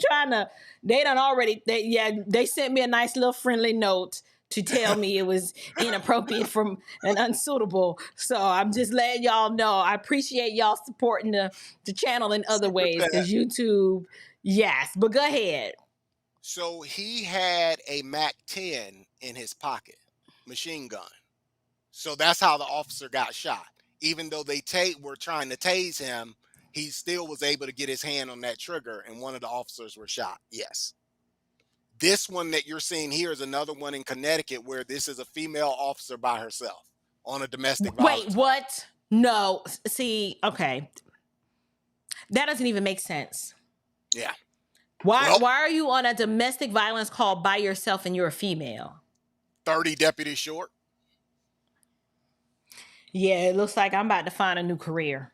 I'll be like, yeah, consider this was my last day. I ain't gonna be able to do that. I mean, what were they expecting her to do? Give him a back rub and tell him it's gonna be all right? You see that he looks heavily intoxicated and or drugged. And she's already retreating from the residence, which is a good idea. Now she's retreating and thinking that she's going to be able to retreat and wait for backup. Now, mind you, she's in a lose-lose because if she totally retreats and he hurts the wife, then she would be blamed there for negligence. So, right. She's trying to give the distance and get backup and reassess, but this is all happening to her in real time at 100 miles an hour. Right. Oh my goodness. Shout out to Sister Kenya. Thank you so much, love. She says we need to see this reality. Thank you. Yeah, we do. I just wasn't ready. Like I needed some kind of. I mean, I'm thinking he was just. You know, profiling some cops that got hurt, not like we was gonna see it, you know, all raw and up close. So thank you, Sister Kenya. I appreciate that. Yeah, because YouTube they real funny acting with stuff like this. So I appreciate you guys supporting. I didn't know, but it's fine. It is what it is. But I'll probably make this available to, you know, probably members only or something after the live stream. So if you didn't catch it live, that's on you. Okay. That's just gonna have to be on you. But thank you so much. You want me to continue? Yes. Oh, I think it's only like 3 seconds left. Come on, bitch. Put that down. Put it down. Put it down. He's got a knife in his hand. Put the knife down. Put it down. He's taunting her. Put it down. We'll shoot you. Put it down. 243 West Main Street. Put it down. Put the knife down. Put the knife down, sir. Put the knife down. Put it down. I'll come after you right now. Drop the knife, police. Drop the knife. You have not. Drop the knife. Where's that going? Shots fired. Hit me.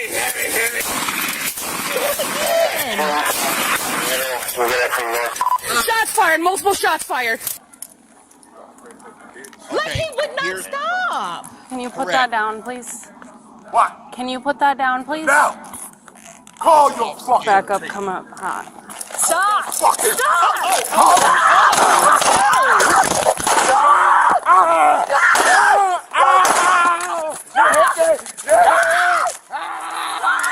Pause, April. Shoot, I need to pause. This too much. So this is what I'm talking about. What Susie Q said about 21 feet. You saw it. Now he was at least 30 yards. Do you see how he made up ground and got on top of her with that hammer? That was quick. So it happened so fast. Like I'm backing up like I'm in the frame. Correct. And that's because you're the effect of you're seeing it from what they see. And so that officer is your size. Thankfully, she survived that, and I met her she was inducted into the Law Enforcement Hall of Fame in April this year. But she is your size, and he is my size, and he cleared. Now, she hit him 3 times. He's still beating her with that hammer. This is how real this is. You know, kind of trauma. Like I'm 5'2", however much I weigh now, and the thought of me, somebody y'all Henry is huge. Like I'm not even trying to be funny. He's just like I'm like an ant next to him, and to have somebody his size charging at me with a whole hammer, right? And then you have to relive it. Like I'd be messed up in the head. I'd be no. Yeah, and the fact that these are stories, like this is not like SVU Law and Order. These are officers that Henry has, the ones that have survived, he's had the opportunity to meet many of them, and the ones that didn't, he's had an opportunity to present their families with a plaque and a measure of thanks and gratitude for the service that their family member has rendered to the community. Like these are like real stories and real people. Correct. This is a lot. Like this is a lot. Like this is a lot. And this is like become my reality, April. You'll get to the graphic, but when you look at the officers we've already lost this year, and then you go through these videos, these are released from departments all across the country every day. So we're just seeing this is just what they go through in one day, you know, all at any given time. And I know you know the name Dr. Roland Fryer. So he was the one from Harvard that did the data and did the research twice about police interaction in blacks. And the whole point of it was, of course, we know what he shared about the data not matching the rhetoric, but something that he shared that stuck with me is he said that he's out on a call because he's embedded with them to do the research, and they go to a double or triple homicide scene. And he's like, I'm watching them process this scene. And he said, I felt so bad for them that he's like, guys, drinks on me. And they looked at him like, what are you talking about? And he thought it was like TV, like they go home. And he was like, Roland, we got to go to the next call. And he said, I had no idea. Oh, And like it's then not you over. Like right, we have more. right. Yes. And so the other part of what I've been able to do is to be, is to go on so many ride-alongs and to meet with different chiefs and sheriffs and realize what they're seeing on the ground, literally ground zero, Right. where the training, what happens when you start losing seasoned officers and they get replaced with rookies, what happens when they're changing, in some cases, the standards and the requirements, the Right. physical They're requirements. lowering That's them. right. And it's not making the community safer. It's not. It really is not. Mm-mm. But they're so low. And a lot of times these decisions are being made by the mayor and city council. It's over their head, but they're dealing with the repercussions. And if any one of these cases can be twisted by these greasy preachers and slimy lawyers, they do it. They do it every time. I think that's the Literally, they most presented this disgusting dude in part. court. April, they presented this dude in court that he was the victim. You are lying. Yes, they did. Yes, they did. I will send you the follow-up video. What kind of incentive? You know what? I know the answer to this, but it takes a really evil, wicked person to accept some sort of incentive to place this person as the victim and then to paint the officer as the assailant. Correct. Like, how do you sleep at night if this is what you're doing? Like, like the ambulance chasers, like your Ben Crumps, yes, and people like that. I just, wow, correct. That is messed up. That is really messed up. And then you think about it, like, how do you incentivize the next generation of men to say, "Hey, do you want to come protect and serve?" They're like, "Are you crazy?" No. Correct. Right. And so that's been the firsthand experience, April, of talking with so many officers who've retired early because of things like this. And they were like, you can't get me, April, it's a lose-lose, because they are Right. literally the second part of this is you showed the map about the DAs. So in some cases, like in California, they're going back 5 years. Let's find a case. Let's find a case and reopen it after the officers have been cleared. But if they can make traction off of it, these sister girl mayor types, they're literally opening cases to get political points to charge officers in justified shootings. That's a part of the plan. So they're like, and we both know Antoine Thomas in Blexit. Now he is a police officer and an instructor, and he shared with me in Detroit. He was like, I tell my guys, I would rather you be tried by a jury of 12 than an executioner of 1. Take the shot. Right. You gotta do what you gotta do. And Correct. see, this is where I feel like I'm living in the zombie apocalypse because now I'm knowing this information, and this is something that I don't think women realize or understand. When the danger comes and you think, oh, well, just call 911. Well, what happens when ain't no officers to dispatch at the 911?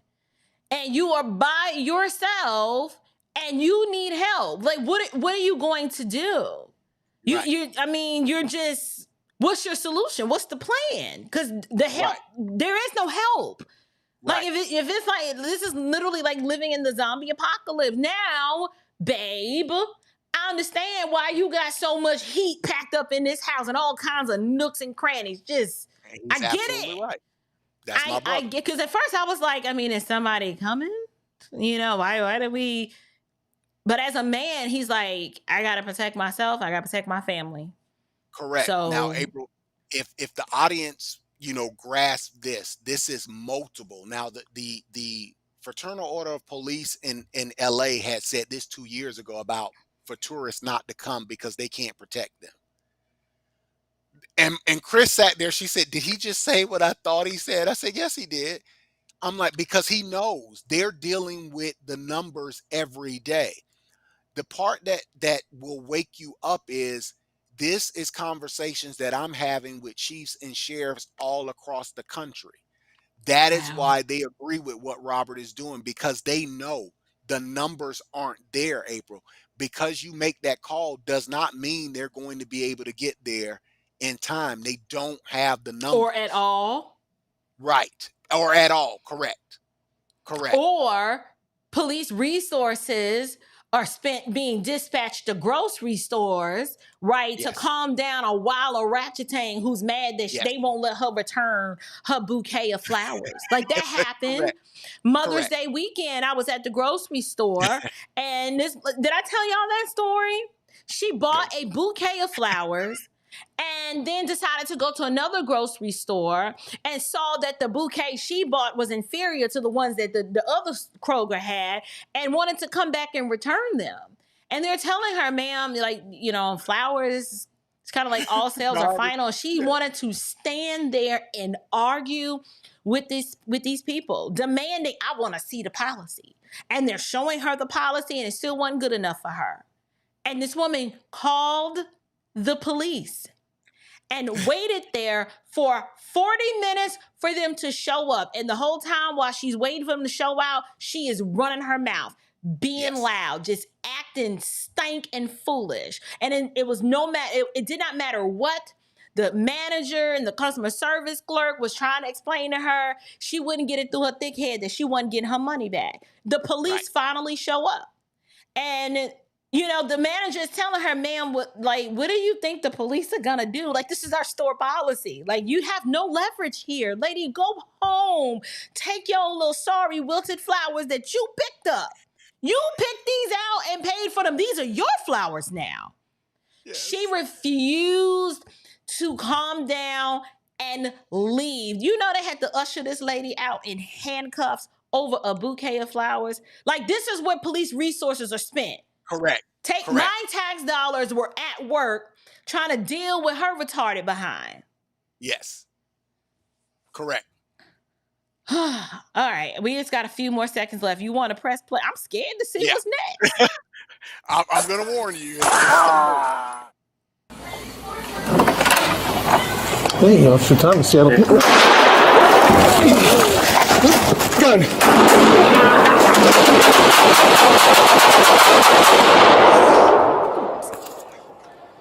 Shots fired. Shots fired. Suspect down. Help the officer. Yep.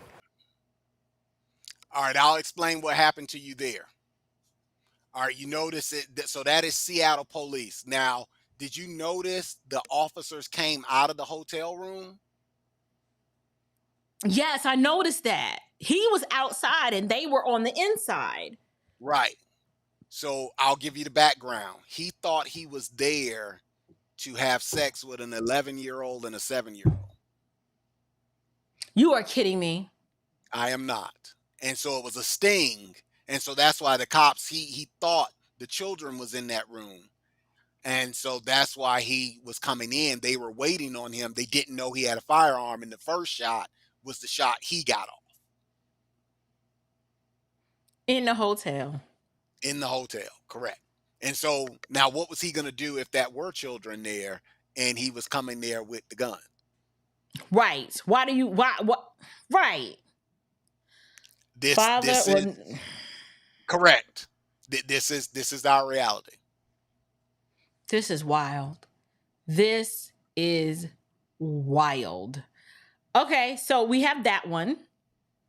I think we're done with that. Why did I do that? What am I doing? I'm not figuring out what I'm doing. There we go. Come back, April. I'm all confused. Every time I get a guess, I don't know what I'm doing. This is wild. It's good that we're late Saturday night with our content. Yeah, we are. Like, I ain't gotta go to church in the morning. Go worship Jesus.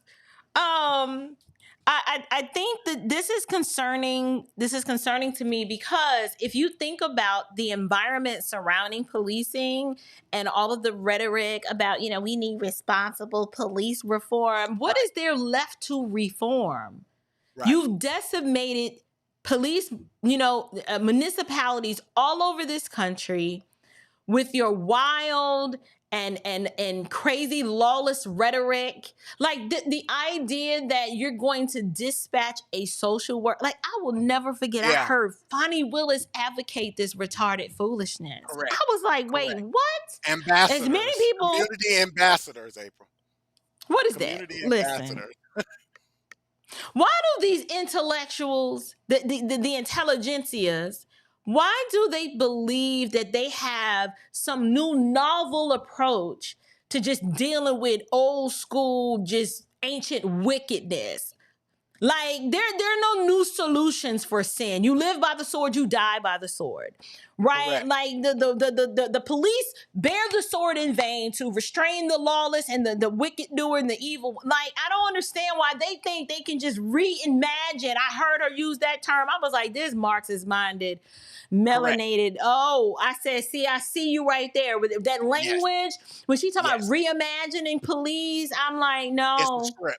That's a script that started in Minneapolis and it worked its way all around. And then what Minneapolis has turned into 4 years later in Seattle, and it can happen. It can happen anywhere, April, when you let these people get into power, because Thomas Sowell calls them the anointed.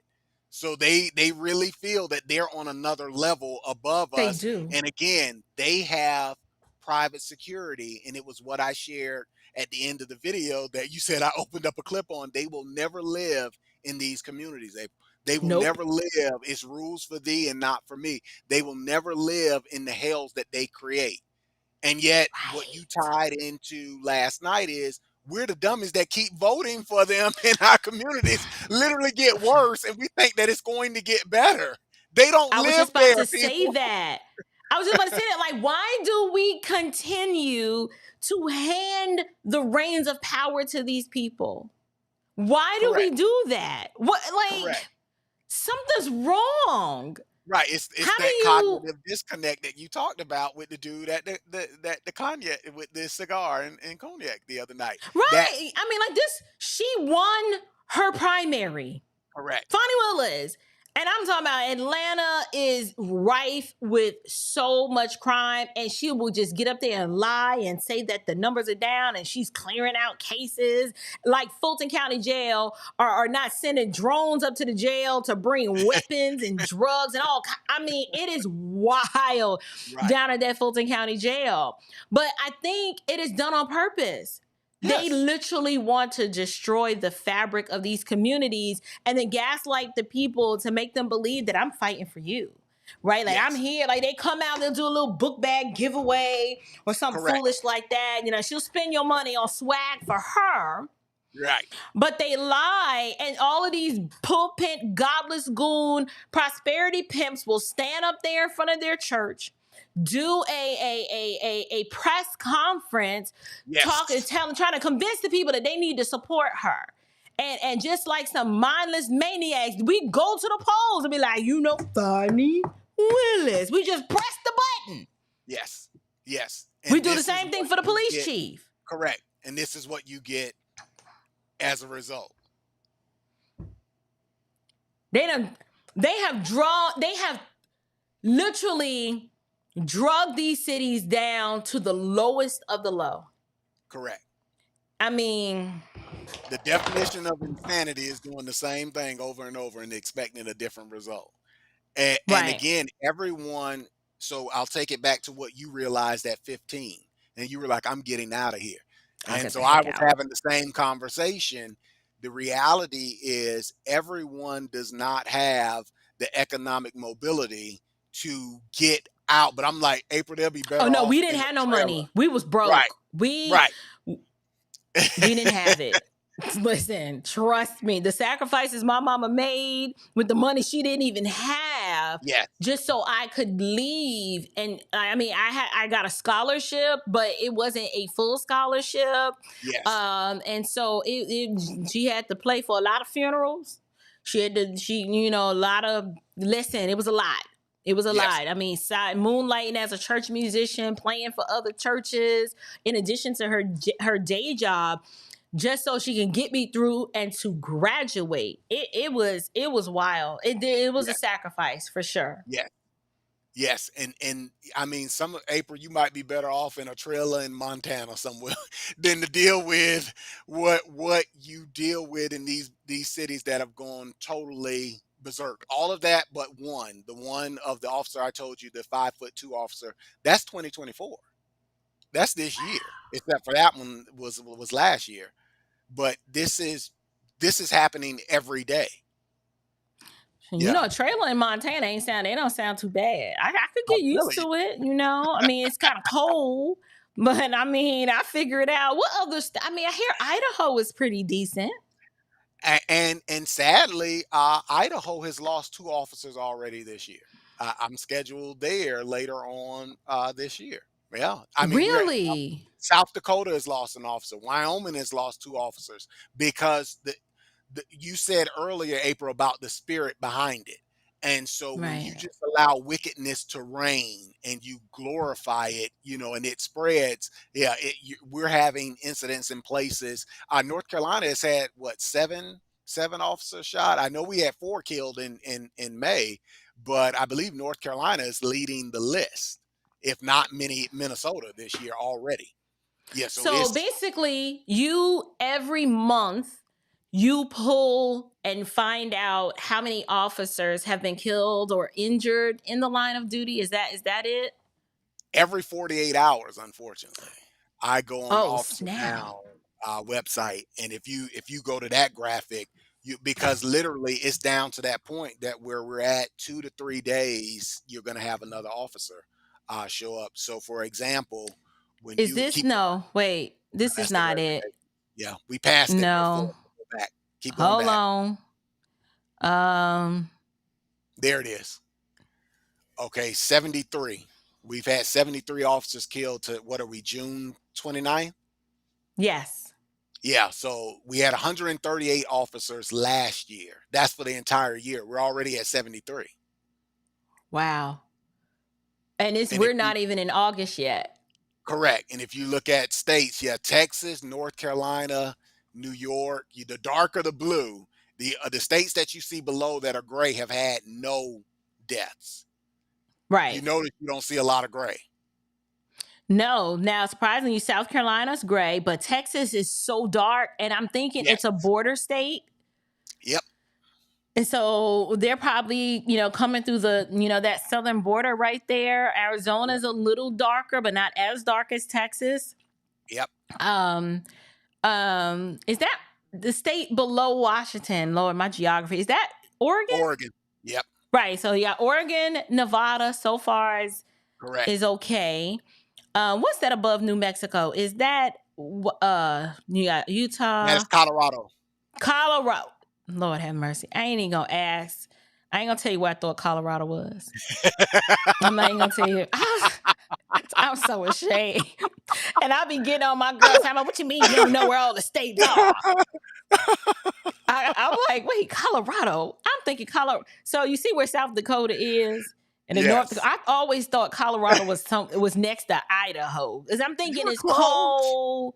Yeah, with the elevation. So you gotta tie the elevation in. Now look at the statistics, April, so gunfire, we're already at 27 this year. Because we had an officer shot and killed Thursday night. So that brought it up to 27. Lord. So when you and I talked this week to confirm, we were at 70 deaths. Right. We've had 3 since you and I talked 3 days ago. Oh, Look at auto fatalities. 26. You see that it's up, right. You see how far it's up? 117%. Right. So these are car chases?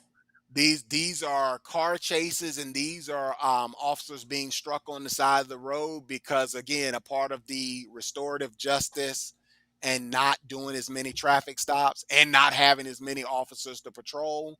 So literally that matches what they told me when I was in Tacoma, Washington last year, was how not only did their officer fatalities shoot up by more than 100%, but private citizens, because they're not enforcing traffic violations like they were pre-2020. Oh my goodness. So that might mean somebody like they're driving under the influence, but it's like, I'm gonna let them go because I'm not fighting with Shaniqua today. Correct. And they just don't have the amount of patrols, and they're being, again, like what has happened in Portage, Ohio, where the NAACP, basically filed this complaint and did a report saying that the sheriff's office was disproportionately stopping black motorists. See, that's the game that they play. Right. They totally went over the fact of where they were stationed and why they were stationed in the areas they were stationed in. That part doesn't fit the narrative, April. Now, the medical is down because COVID, you don't have the COVID deaths that you had the last 3 years. Wow. Listen, I see Grace Point trying to say he told me to move. I can't, y'all. I'm like here. Like, I can't, you can't just pick up and go like that. It's not that simple. Now, if something really pop off, I can pack up and be gone quickly, just to escape for a little bit. I already know I'm either going to South Georgia. I got some people down in South Georgia, or down where you at in Florida on the compound. There you go, Central Florida. Who else sent the invite? My friend in Kentucky she said I could come up there with her. We've been trying to do an arranged marriage between her daughters and my boys, so that might work out. Yes. Right. And so, like you said, April, that was a part of the conviction for me personally, being that like you said, this is literally like our compound. And when I'm behind this wall, April, so now this house is 100 I'm yards. mad you called it a wall. It really is a wall, y'all. Yes, to 200 yards off the road. So there's no, we're here to borrow sugar. There ain't no sugar here for you.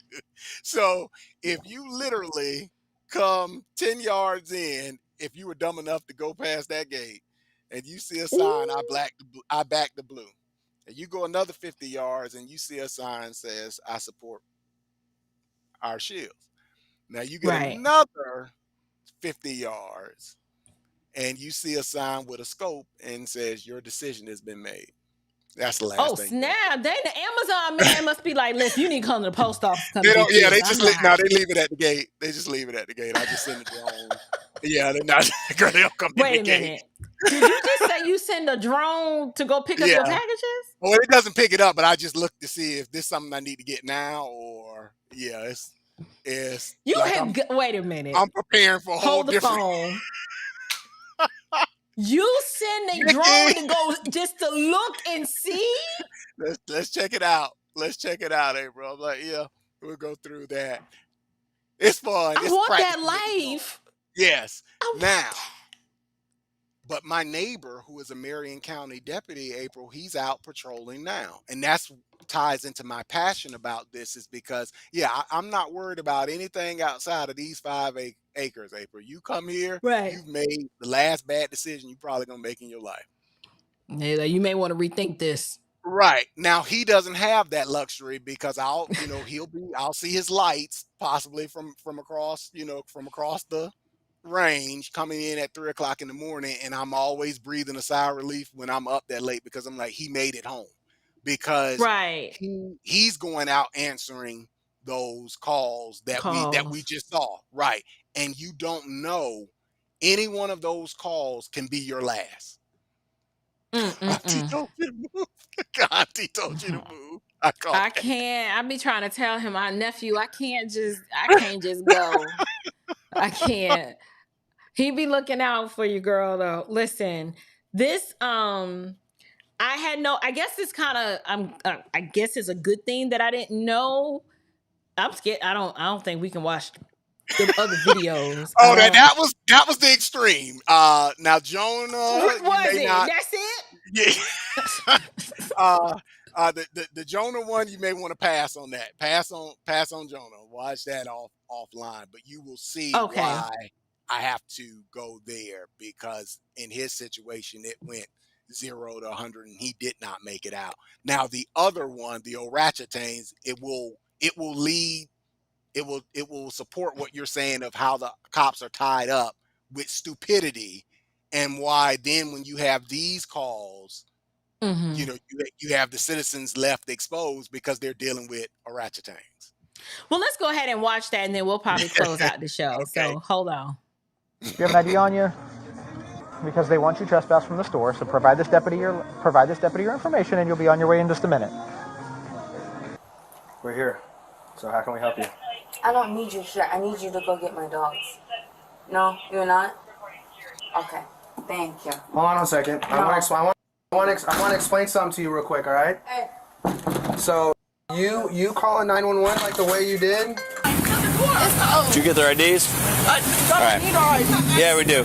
They want to press charge against you, so yes. Press charges for what? We ain't do nothing. We ain't put our hands on nobody. We ain't break shit. We ain't do none of that. So what you pressing charges for? The other car. Okay, so what is they pressing charges for? Aggravated menacing, trespassing. Trespassing what? The other car. Trespassing. How's it trespassing? We came up here to get some food. Because they asked you to leave and you didn't leave. The other car. How you doing, ma'am? Hi, this is my hand. I see your hand. I'm not gonna be a bad person. That's good. I tell the truth. I'm an honest and regular human being who tells the truth, and I don't want to get in trouble. Really have a whole. Do you have your driver's license? Yes, I do. But you just pulled me over. May I see What was it? your reason for pulling me over? You feel the signal go around the truck, and No, I it shows you're didn't. No, I suspended. didn't. You just lied. Watch out. No, What are I'm you not watching doing? What are you doing? I'm closing my conducting door. a traffic stop. Okay, but you didn't know, bro. Watch out. Let me close my door. No, you're not closing. Let me close my door. You're doing. Do you have your driver's license? Yes What do or you no? need my driver's license for? Paper tag. Mama! Did he just call his mama? That's why he's on here. How old are you? I'm 17. Okay. Get your hands He's off me. 25. My mom comes out here. Look, she's gonna call the cops. There's a camera right there in my window. In my window. You are. Give me your other hand. You are being recorded. Give me your other You are hand. being recorded, sir. Give me On your my other hand. bedroom window. Give me your other hand. Here, you hit me. I'm 17 years old. Okay. You hit me. I don't care how old you are. Mama! I know you're upset. You ordered ill-fitting suits.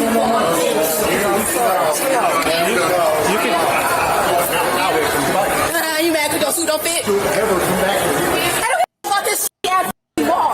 Back up. Go ahead. What's going on? Nothing. My tongue fell out. My tongue ring.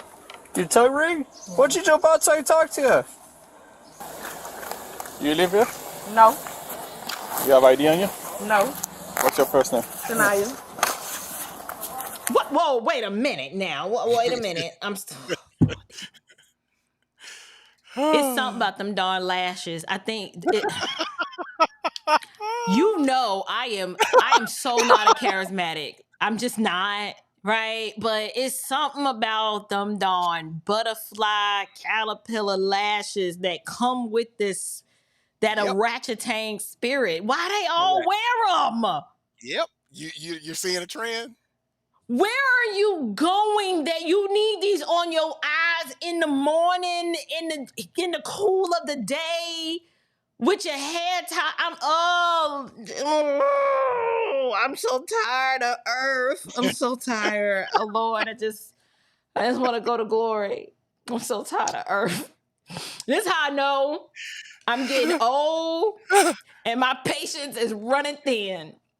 Because if I see this out in the street, y'all know my face is not sanctified. I'm going to just be standing there like, why though? But why? I mean, do you have a prom to attend later in the day? I don't know. When did we get to the point where we made this like, you know, it ain't worth it. It's too hard. But wait, there's more. It's too hard. Somebody, Katie said, Katie said,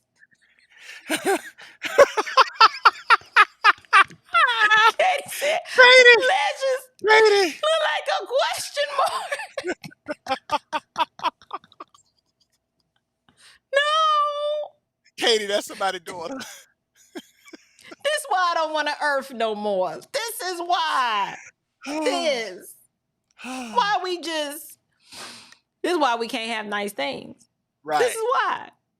That's what I was going to make the intro for this. That's what the title was going to be. I mean, a trend comes out. It's like we don't know how to just leave stuff in Hollywood. Right. We normalize and take stuff that, you know, the gland. Listen, I wear makeup. You know, it is what it is, but we take something and put it, it's just next level when we get a hold of it. Let me press play. Can you pass the test? Pass what test? Can you pass the test? I can pass any test, yes. What test are you trying to have me pass? I'm sorry. Get off my property. You're not gonna get my dogs. Get the off my property. Let me tell y'all something. Who does I she think scanned she's my talking motherfucking to? panties. And there's an employee here. That motherfucking eyelash. If you saying I shoplifted my fucking panties. She was going to call you guys Why does she today. have curtains on her face? Who was asking for this? Name the man. I want his name, his address, and his phone number. I need y'all to name the men that are saying, please put these on your face. I want to see more. The longer and the thicker, the better. I want to meet them. The dude, who's asking for this? That was calling for his mama that said he was 17 and he was really 25. That's who. He was really 25? Yes. You wait till we get offline. I'm going to get you for this. I'm going to get you for this. You know how my sanctification is tested. I'm going to press play. This is your fault. This is all your fault. That's okay. Take her after because she's right now not even in the right frame of mind. I'm extremely concerned. Leave me alone. I'm trying to go. I'm trying to go. Leave me alone. You killed my brother. I'm done. I didn't kill anybody. I'm done. Leave me alone. I'm grieving. My brother just died and you Put it in park. No! Leave me alone! He wanna with me. She stopped because she was speeding in a school. Get away from me. Put it in park. Put it in park. You're fixing to have a whole lot of problems. Okay, shoot me. Put it in park. Okay, shoot me. Kill me. Send me where my brother is at. The brother Janisha is referring to is 30-year-old Dion Leddit, who had died in a shootout with police just 2 days earlier. However, what Janisha doesn't mention is that when the Houston Police Department's Major Offenders Division arrived at fugitive Dion's home to serve the latest in a long line of arrest warrants, Dion responded by opening fire on them through the closed door, injuring one police officer and killing another. Put it in park. Kill me in my job. That ain't gonna happen. Put it in park. I'm trying to do my job. You're making it difficult. You're way out. You would think if just 48 hours prior, her brother found out how greasy fat meat was, that she'd be like, you know what? I don't, it's the lack of self-awareness. I don't understand how on any level it's like, man, Dion lost his life because he opened fire on some police. And he killed somebody. And so she's literally, because she's speeding and has broken the law, she is saying that y'all killed my brother. Let me guess, he's a didn't do nothings. Right. So no accountability, no responsibility. This is not sustainable. No, it is not. And to give you a preview, she's not in the car alone. Who's in the car? Oh, you're about to find out. All right, let's find out. Out of control, okay? Okay, let me go. I'm Officer Bailey. Officer Bailey, Pearland Police Department. Why you stop me? For speeding in a school zone. I was speeding. How many miles were I going? 48 and a 30. Man, get the car in park. I'm going because when I get out, I'm gonna come back and get that. I got kids home. Watch, I see me hit that. Yeah, that better quit that. Quit that shit. Yeah, you better quit that because I'm gonna come back and get your ass, and that's on real. She making terroristic threats. All you have to do is just give us your name and you'd have been out of here. Period. You'd already been on your way. What? No, I didn't do nothing. Well, now you're under arrest for resisting. So now you're going to jail. Oh yeah, you are. You're going to jail. You're done.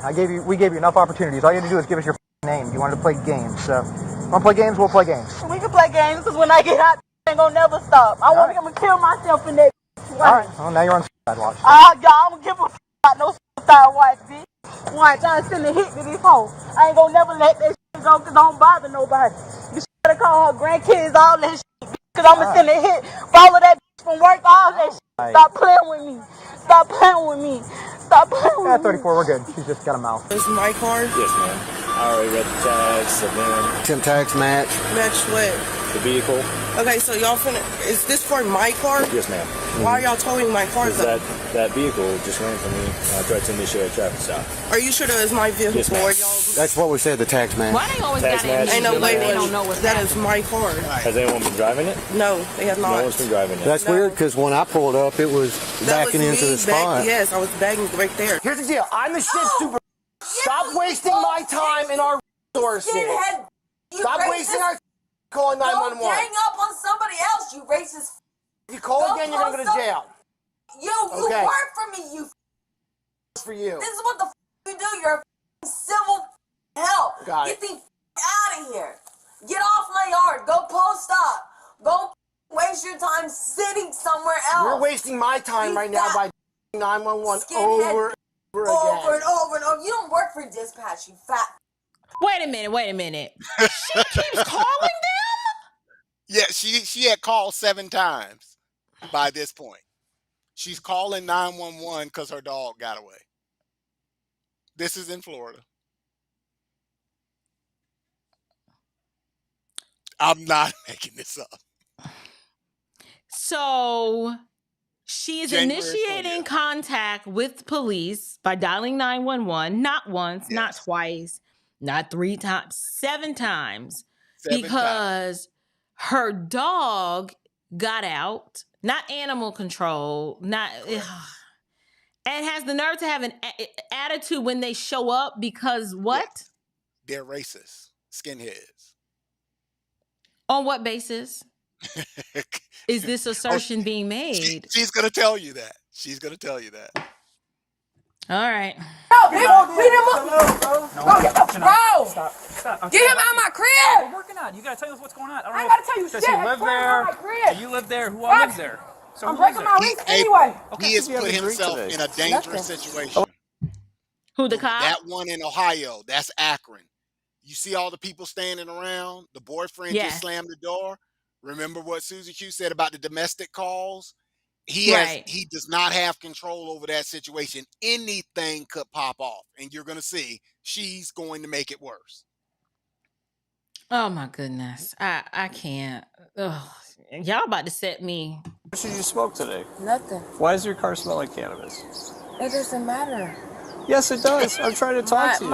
It doesn't matter. You're sitting here in the I'm just trying to tell you, I'm sitting here waiting for somebody to pull up so I could get some gas, and that's it. That's all I'm sitting here for.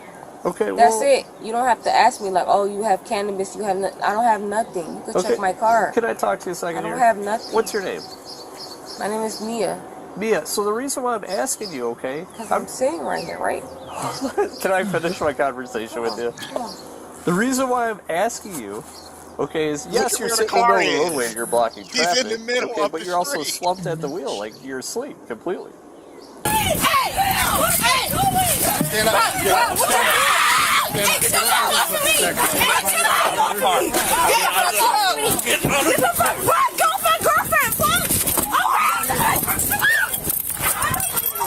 What do you need, Brad? What do you need? What do you need? Roll over. I'm gonna tase you. Give me your hands. Give me your hands. You ain't gotta take. Rip my fucking badge off. You're fighting. Give me your hands.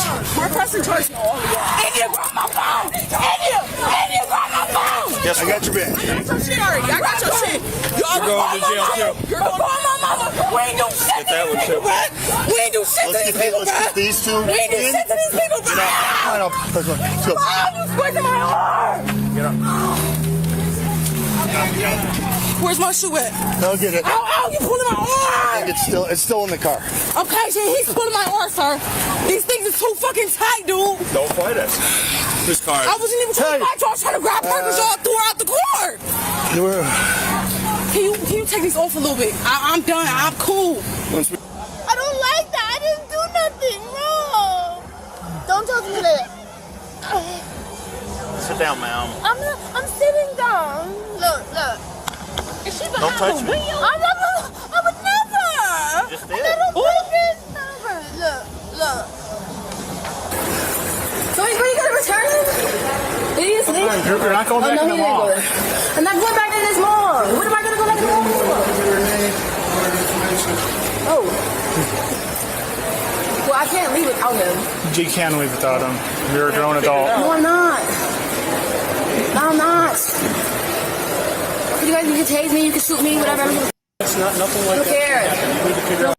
You notice what I noticed? There's a common theme with well, there's several common themes. One, these are females, which is crazy to me.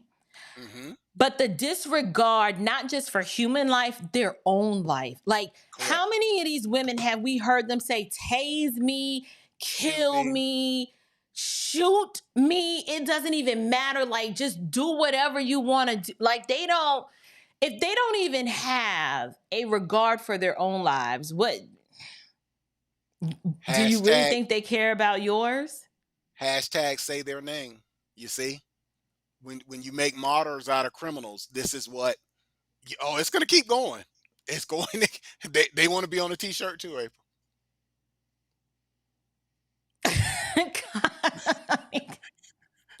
Connie is my spirit animal who says what I think, but she says things I can't say. So she just say it for me. We got to understand it. Like, like it's like I speak a different language and she has to interpret. That's what this is all about. It's nothing to see here. She just interpreting just some thoughts. Just some Connie, thoughts, That's why we moved to MAGA country, Connie. Take me with you. But you know what? As much as I would love for you to be like, y'all just come on.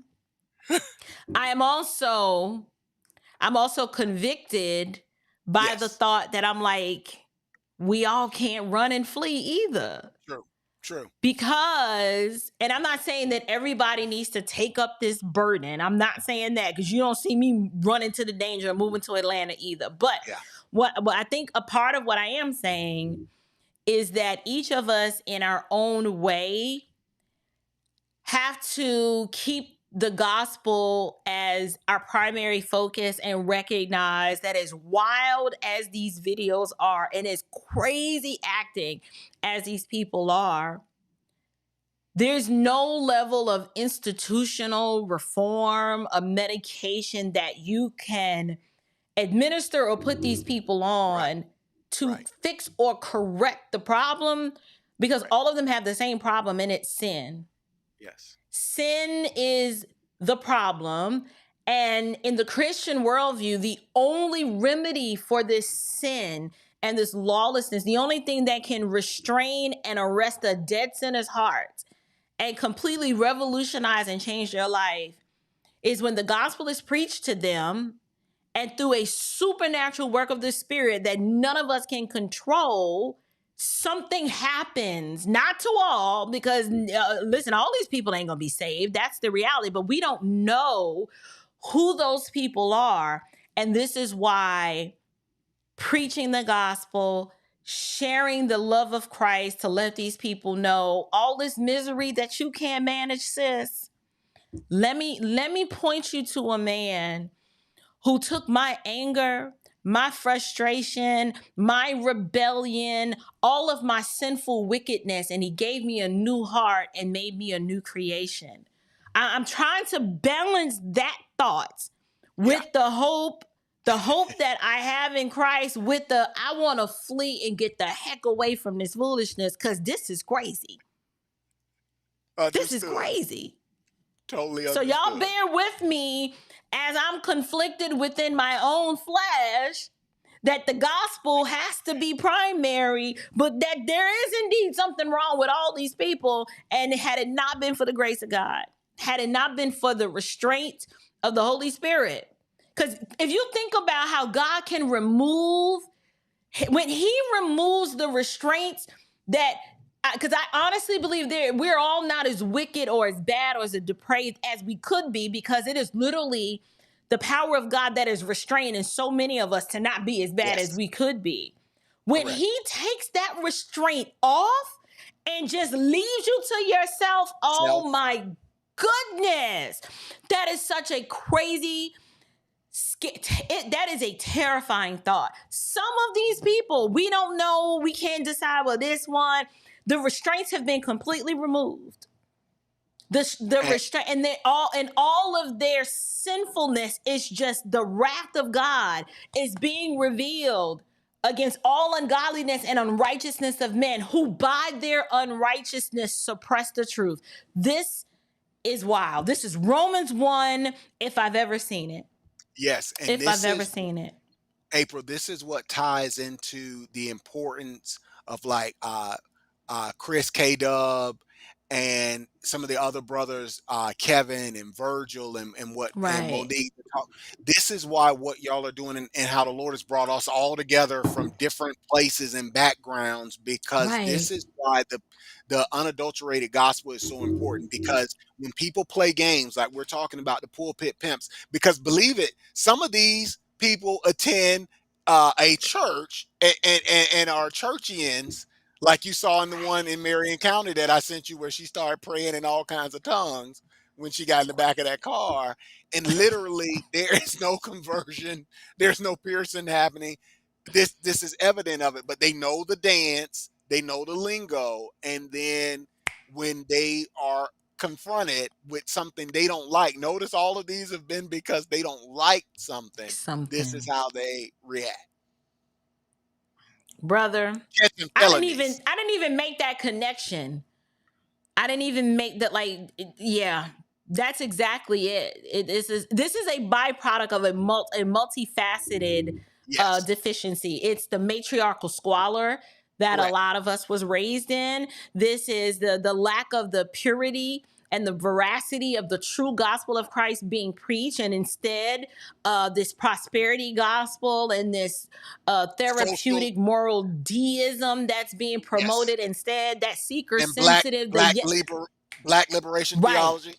The Black liberation theology is particularly harmful because it's got you thinking that sin is not your problem. It's your white oppressor that is your problem. And Jesus has come to save you from, the oppression from the white oppressor, which is not the gospel at all. And then add on top of all of that, you have the theology of the yes queens, right? The Sarah Jakes Roberts, that yes queen, motivational, estrogen-rich narcissism. Put all of that together and you have a whole culture that doesn't know the God of the Bible because they ain't never heard him preach. Yes. They don't know the God of the Bible. They're like, who? Wait a minute, the God of the Bible is a God of wrath. Wrath, what you mean? Like wrath, like angry wrath? What is that? They don't know him. They're going to that's going to come up in a little bit. Oh, God no. will be brought into the scene. I ain't ready. Let's press play. Well, I'm not leaving this mall without him. Well, you're not leaving with us. Joey! Oh, now you know me. Come on.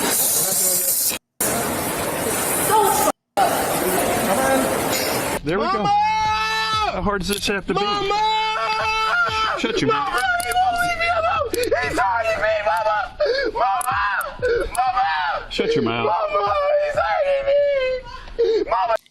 That's that matriarchal squalor he was raised with.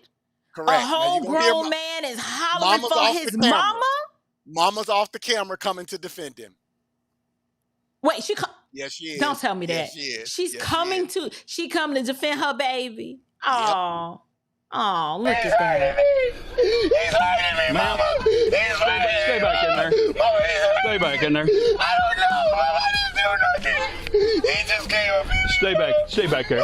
I'll explain it to you in a minute. I'll make it explain with him screaming. What do you want to see accomplished? My thing is, I'm not going to make her act just because she's intoxicated. No. She was actually putting her hands on me in there. Okay, what did she do to you? She said she did a thing. Yeah? How did she do that? She literally pushed me. Is there any witnesses to that? No. She literally has not a single mark on her. To get tased. What the hell is that? My baby's in here. What the f*** you doing? I'm gonna tell him to stop. Man, I'm gonna break my arm. Unlock the car. Unlock the car. See, now, when you acting like this, and your children are in the car. What the heck is wrong with you? You can't even control your misery for the sake of the baby. You're not absolved of the responsibility to govern yourself with civility just because your brother died 2 days before. And let us not forget, the brother died 2 days before because he lived his life by the sword and opened fired and shot and killed one police officer and injured the other. Now, what you don't see, she had already tried to pull off before. So that's why they've escalated now. So now we got a whole family full of lawless goons. Correct. And she's on the phone with her husband, she claimed. Somebody married that? Right. And she has his children? Right. Well, these days they may not be. Well, okay. Yeah. Well, he said, we'll see. I don't want to ruin it. You're about to get taken. Put the car in park. Yeah, nobody's trying to kill you. Get out the car! He bought me. You're about to get tased. No fucking. She don't even hear that baby. Nope. She does not hear that baby. She is completely oblivious to the cries of her child, the protection of her child, protecting the eye gate of the child. Like the baby don't need to see their mama like this. These women, they just don't care. No. They do. The restraint of all self-control and civility goes out the window. Correct. Because you ain't never had a daddy tell you, you can't have your way. I said no. Correct. Never been told no. Correct. Move! Take that seatbelt off. Take the seatbelt off. Y'all racist! Don't you mark me body cam, yes. 115 stuff. Mom! No! Stop it! He knows! He the one who started this! Why are you screaming? Because he knows! No. I have 3 kids. You're not finna just tow my car. No, you're not. Yes, ma'am. No, you're not. I guarantee you're not. We have the keys to the vehicle. So they're finna tow my car. I'm at home. Exactly. I am at the house. What is your name, sir? Officer goddamn Perry Birdmouth ass man wanna tow my because he claimed, but I'm asking them to show me the video footage, and he telling me he can't do that. Ma'am, we're towing your car, whether we have to pick you up and move you out of the way. If you're not in charge, I'm his supervisor, then yeah, I am in charge. Why? How can y'all tow my car if you're not trying to? No, I'm not. You want me to answer the question? I want to know is how come y'all want to tow my car, but you can't even show me the video or the footage that this guy's talking about? You can. No, you cannot do that. Don't come at me like that because I'm not no fucking thief. I don't have a record being a thief. Okay, but you got caught stealing today, right? I got caught stealing today. Okay, and that justifies your. Wait, I don't have no record of being a thief. But you got caught stealing today, so looks like you started off on the wrong foot. Like delusional. Why do these women think that they have leverage in any of these circumstances? Because, like you said, they've learned that they can act out, and the consequences will get removed, and then you run into a law enforcement situation, and you're not going to get the consequences removed. She's going to keep going. Oh, Lord have mercy. It's crazy because when you see your district attorney just bypass rules and do what she want and show out in court with a dress on backwards, like you just be like, yes, queen, that's how we do. Correct. So and remember, it didn't. Go ahead. That was celebrated from the pulpit.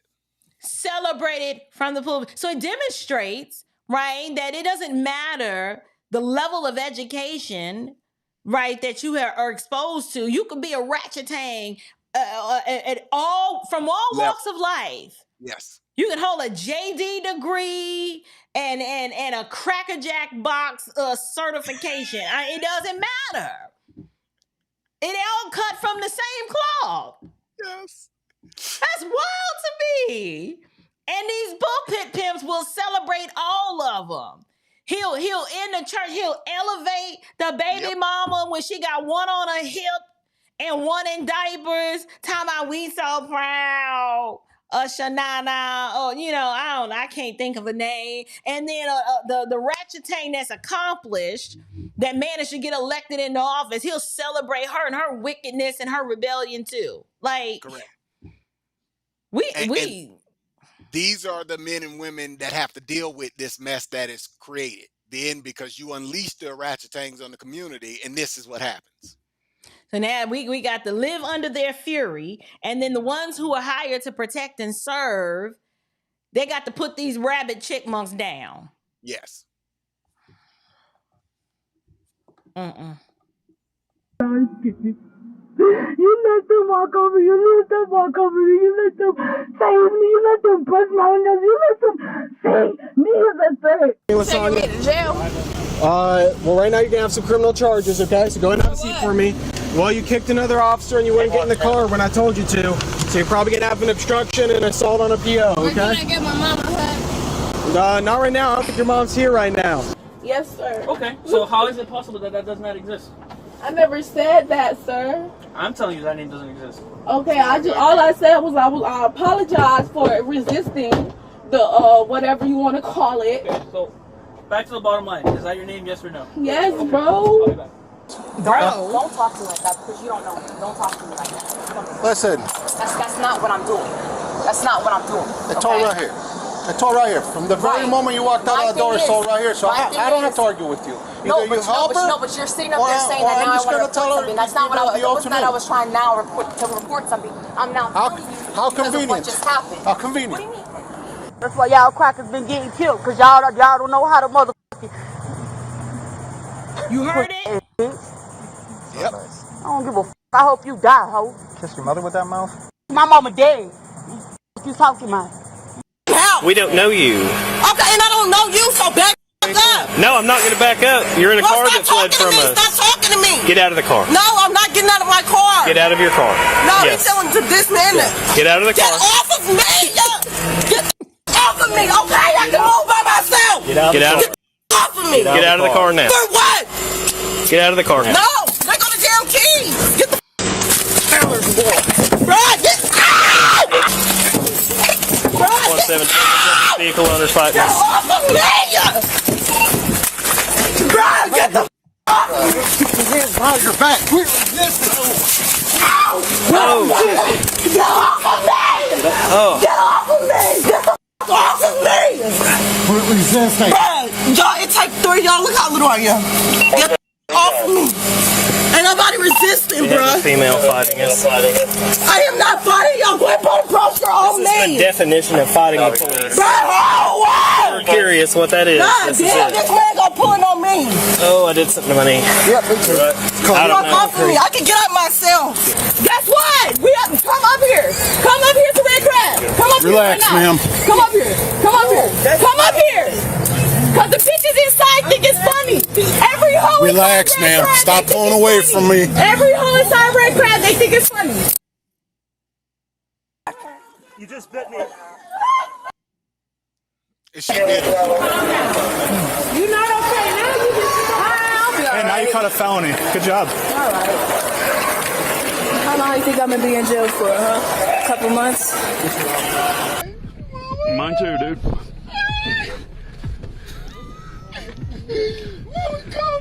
This sissy right here, I can't. I can't. I need my inhaler, bro. I can't. Please, my eyes hurt, sir. My eyes hurt so bad, Mama! Get out. I need air. Wait a minute. Ma'am, wait a you minute. need to go back. No! Did she just say? What did I do? Did I make this go back? I did. Did she just say? Why did you put him over? Correct. Listen, y'all. I can't breathe. Y'all, we need a purposeful patriarchy. We cannot. The generation that has failed to be disciplined and corrected by the people who are supposed to love them the most, that's their mother and or father, and most times we know the daddy ain't around. Notice you haven't seen that yet. We ain't seen no fathers. Ain't nobody screaming for their daddy, but he's screaming for his orangutan mama, and she about to show out, asking questions, talking about why you put him over for. Now, mind you, on this one, they found he had stolen a retired police officer's identification that they found on him. Not to mention the suspended tag. This too much. This and you know, when you have to hear all of the stories of, you know, well, crime is up everywhere. It is, but it's something going on with us that's Correct. uniquely different. Yes. Uniquely different than in other demographics. And I'm frankly, I think it is unloving for you to provide cover and shelter and make excuses for this with the whole woe is me. I'm sorry. None of us, we're all without excuse. Correct. God's law is written on our hearts, knowing right from wrong. There are some conscientious basics that we all kind of come preloaded with that this I don't know if we're gonna finish all this because it's still probably like 14 minutes left. I just want to see what's gonna happen with this little sissy right here. Please, my eyes hurt, sir. My eyes hurt so bad, Mama! Get out. I need air. Ma'am, you need to go back. Mama, can you put some ice on? Mama, I need water on my face. ASAP. It burns so bad. It burns so bad. It burns so bad. Can I get water for his face? You get water for my face too, please. Yes, ma'am, you can. Yes, run. So was Oh, he my nail pepper broke. sprayed or Can I something? put my baby at? Yes. Give me a second. Yes. Where my baby at? We're gonna figure that out. My nail just broke. Stop moving. Stop moving. Where is Jameer at? Where's Jameer at? Where's Jameer at? My nail just broke. Oh, let me go. Let me go. Let me go. Let me go. Let me go. Let me go. Let me go. Listen, go get some water, get some milk. Get some milk, Chacha. Go. Go. What is wrong? Bro. They better let me come out of this bitch no more. Oh, God. They better. Oh, God. They better let me come out of this bitch no more. Oh, why would... Oh, God. But because I don't see none of that shit. I don't see none of that shit. Listen. Oh, God. I'm telling you. They literally started fighting with the police there and got pepper sprayed. Get that skinhead the out of here, you racist. You racist mother. Yeah, record me. He's racist. And I threw rocks. Is this the chick that was calling 7 times? Yeah, she started throwing You know me. rocks at him. I don't give a who the you think you are? Ma'am. I don't give a Ma'am, just get your car. Get your car, okay? You're smiling? You're smiling? You're smiling, right? You need to get the off my face. You need to get the my face because your spit is landed in my face. I didn't spit on you. I didn't spit on you. I told you not to do that. Now. Hold the phone. Just hold the phone. Hold the phone. Okay.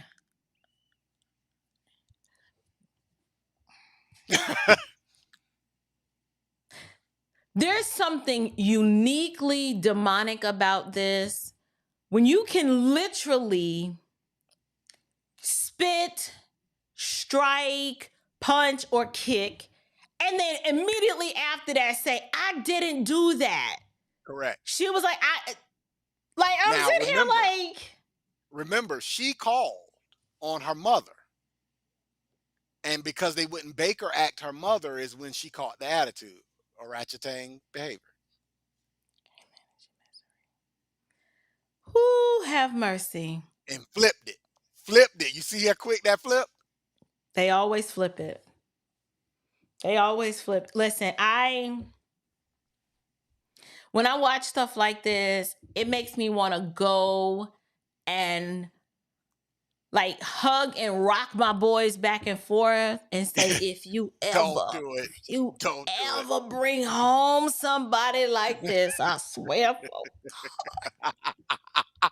If you ever bring home somebody like this, I don't know you.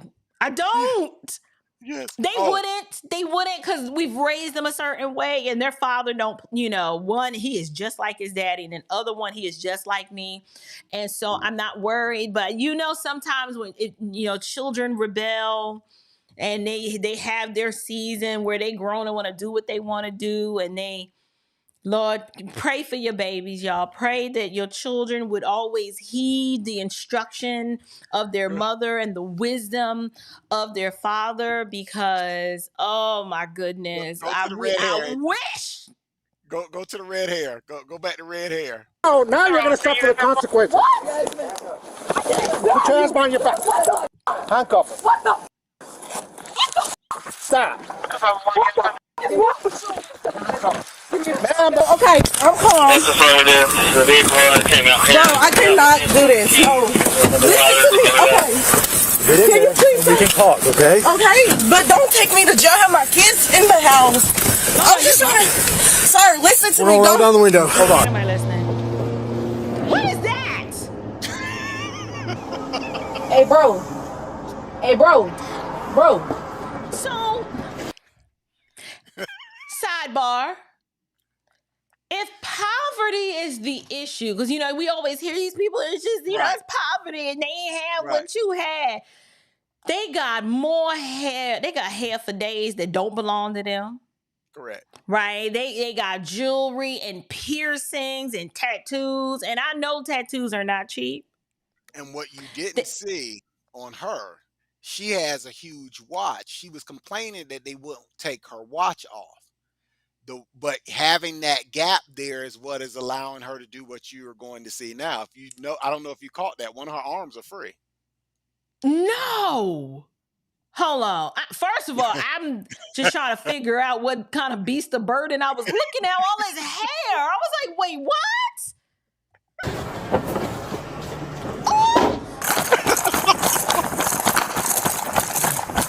Prescription. We got it. 354. 1316. Turn around.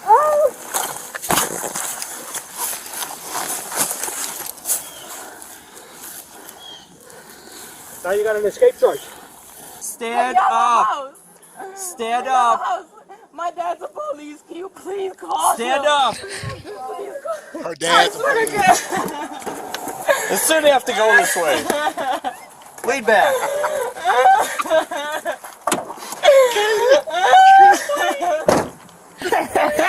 I'm pressing your already. I'm sorry. Katie said, because when you was little in your dream, that corner.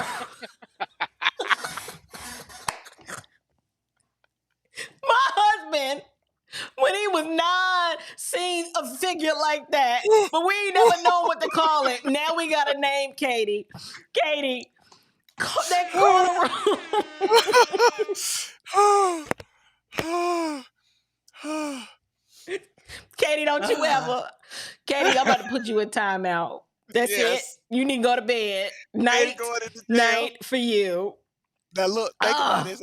They're in the snow on ice acting up. And on this one, the girl who's getting put in the car now, her mother is already in another car. The mother was there. You know what I called it? What is this? 3 generations. 3 generations. Bastards raising bastards. Here we go. My arm. Get in the car. You hurting my arm. Get in the car. Racist bitch. Never heard that one before. No, sir. Unless you want me, you can have me.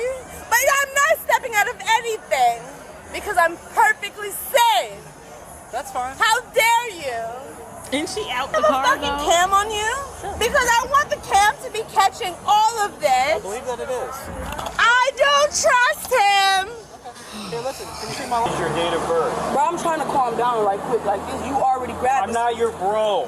Well, I'm trying to calm down. I hate white officers, bro. White people, period, bro. This annoying. Like, it don't take 6 officers for 1 black woman. Someone's making a scene. I think as a category, I would have to deny that. Stop. That's not a woman. Here, where's your bubble? All right, now you're getting strapped the down. It's in the passenger door. Got a death wish, cracker. Okay. Well, oh, congrats on your felony. You nasty ass. Ew! Stay right there. What you gonna do, kill me? Stay right there. Yes, she did. Yes, she did. Yes, she did. Yes, she did. Let me tell you something. If you are out there and you are still up at 11:55 watching this, if you know a police officer, if you see a police officer, if you smell a police officer, you shake that man's hand and you tell him, you're doing a great job. Thank you for your service, because ain't no way I like police your daggone self, because I'm out. I'm out. You people are crazy. Brought up I'm Slim not keeping and you. spit it on him. Yes, she did. Nope. And I mean, it ain't like you can file a civil lawsuit or something against it. She ain't got nothing. I mean, saliva?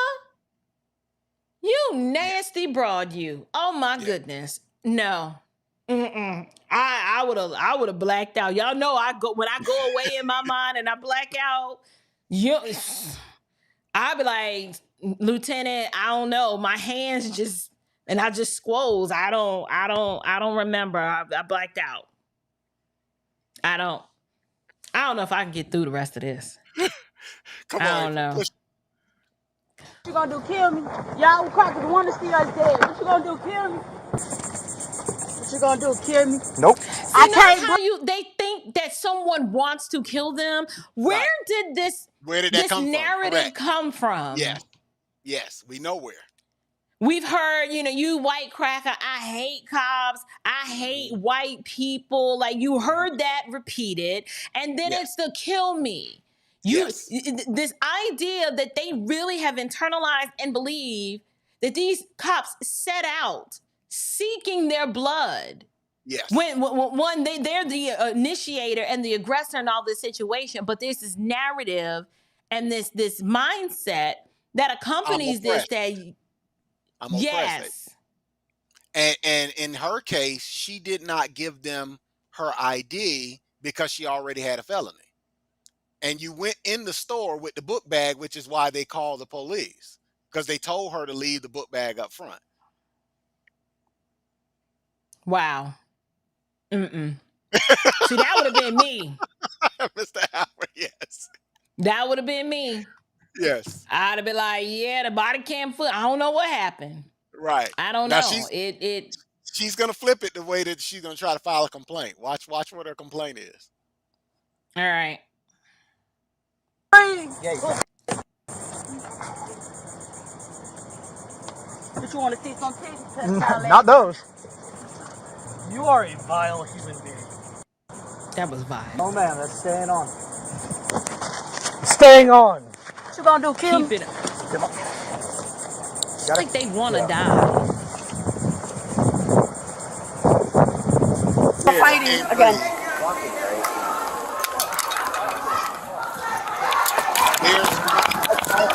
They're still fighting.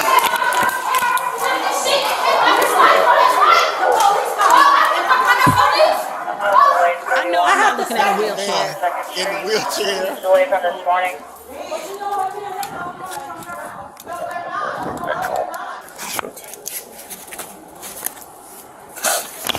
I've seen you before. Probably. Please let them see the light. Please let them see the truth. Time to pray. God, please. You know I didn't throw anything at them. You know I didn't throw anything at them, God. Please. Is she praying? Yes, she is. She's about to do a sermon too. Please, I knew better. I knew better. I don't trust you. I am black. And nobody's here. I am scared. I am scared. It's on video. My dog is here. And you're deleting it.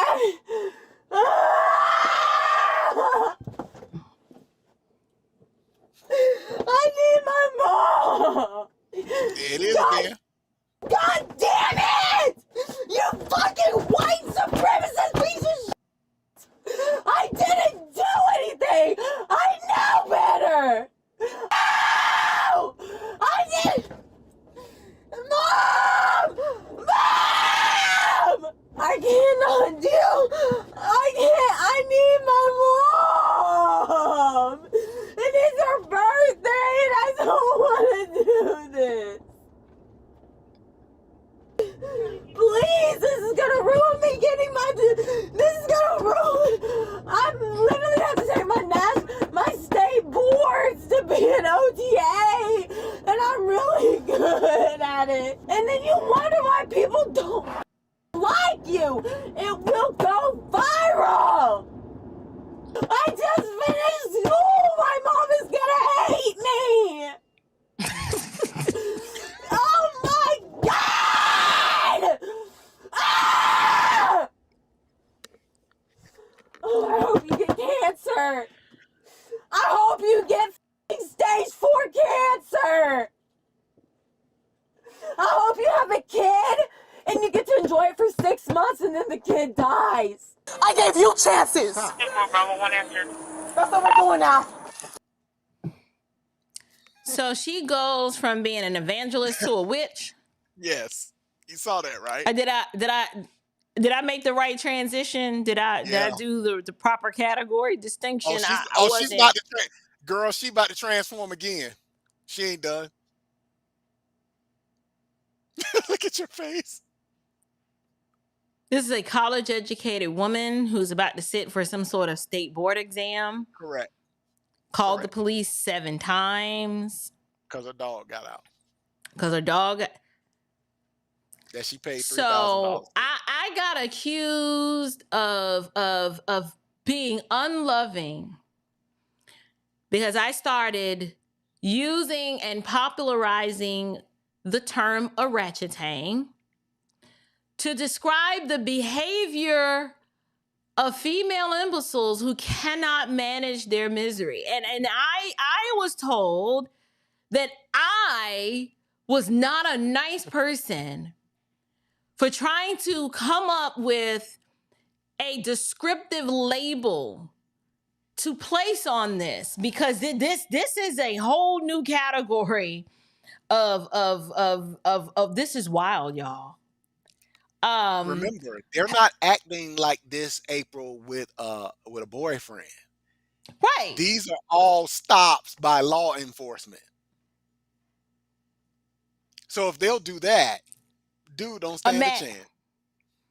Imagine.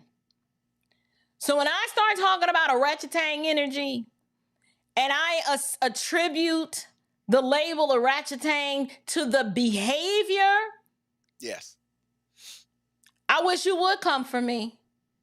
I don't feel no ways bad at all. I'm gonna sleep real good tonight because someone needed a name to call this. Yes. This is shameful. Now we know sin is the problem, right? But we know the Apostle Paul had to, refer to the Cretans as, evil beasts and lazy gluttons, right? But orangutan just hits different because it encapsulates the behavior of them being out of control, unable to manage the misery, and then the imbecilic behavior, the foolishness of the mindset that plays itself out in the fullness of time in their behavior. Yes. What else you call it? Yes. And mind what else you call it? In front of children, the one who had the Chrysler 300, and she said her 3 kids are in the house. You know who else was in the apartment? The boyfriend that was driving the car that they chased there. Sat right in there and watched her go to jail. This is rich. I did not watch this ahead of time, so I was unaware. I didn't know. I did not know at all. Let's see how much more we have. About 6 minutes left. I'm gonna try to get through this to best of my ability. You guys, y'all, it's like 3 Like 3.5 hours. Oh, Henry, I'm gonna get you. But that's enough because he's seen it. Yeah, okay. Straight garbage. Patience. I don't even know what a raped her while she's under the influence, and you laughing.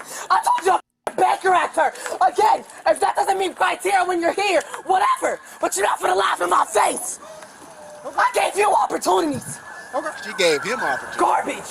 Straight garbage. What am I being arrested for? I'll explain to you in a minute. Absolute garbage. Have a seat. Don't make it worse for yourself.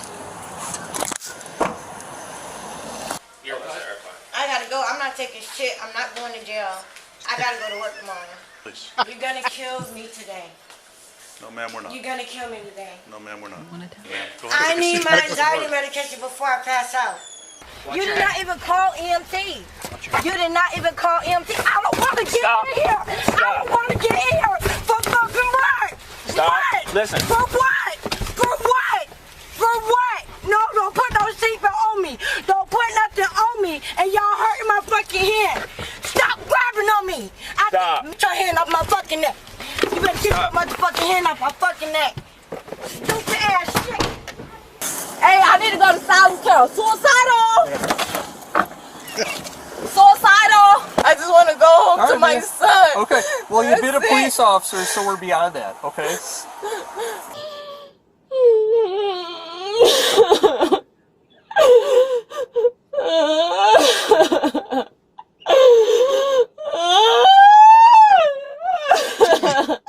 Two years old. Hey! Hey! Officer!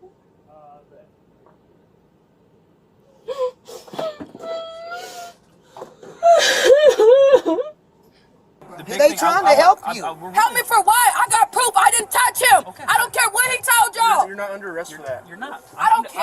I'm trying to figure out.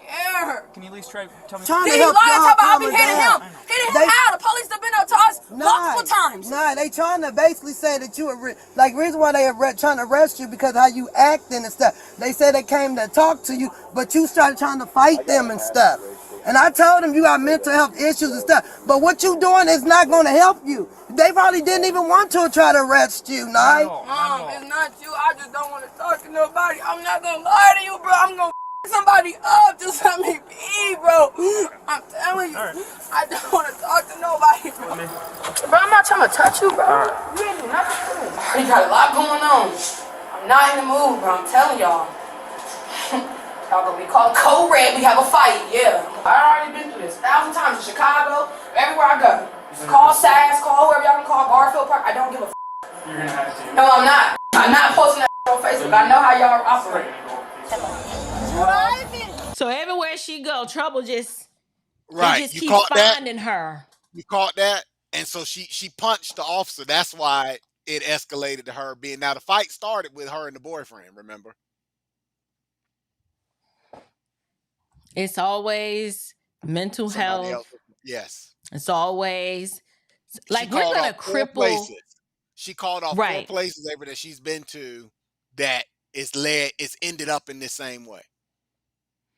I don't think people understand. Everybody's always crying and saying, we got to have mental health services. We are going to cripple and bankrupt. Our U.S. medical system is already broken. Like the system is already broke.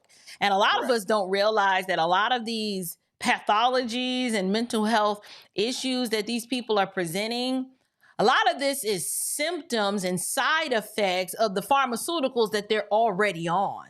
Okay? Like, trust and believe. A lot of these antidepressants and these SSRI inhibitors, the presentation of all of this aggression and this erratic, wild behavior, these are side effects from the crack. Now, some of them do crack, but it's side effects from the drugs. So now add that element to the situation. And then you're saying, well, now we need mental health professionals. So now we got to come in and... This is unsustainable. Correct. It is. When people remove God and they are just unrestrained and they start relying on science, and I'm not anti-science. God is a God of science. He created science. Like, without the knowledge of God, you can't know and understand anything. But when you start relying on these specialists, right? Right, and The this is the gurus. generation of guinea pigs, April, with the pharmaceutical. They've been like since 3 years old.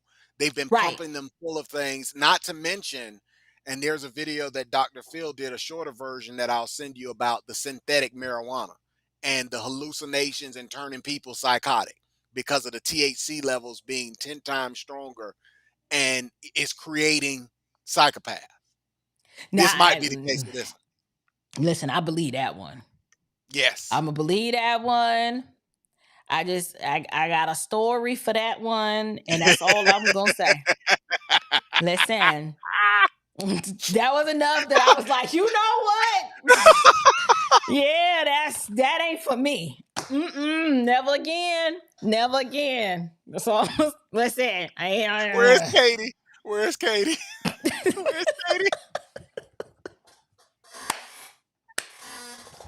I'm telling you,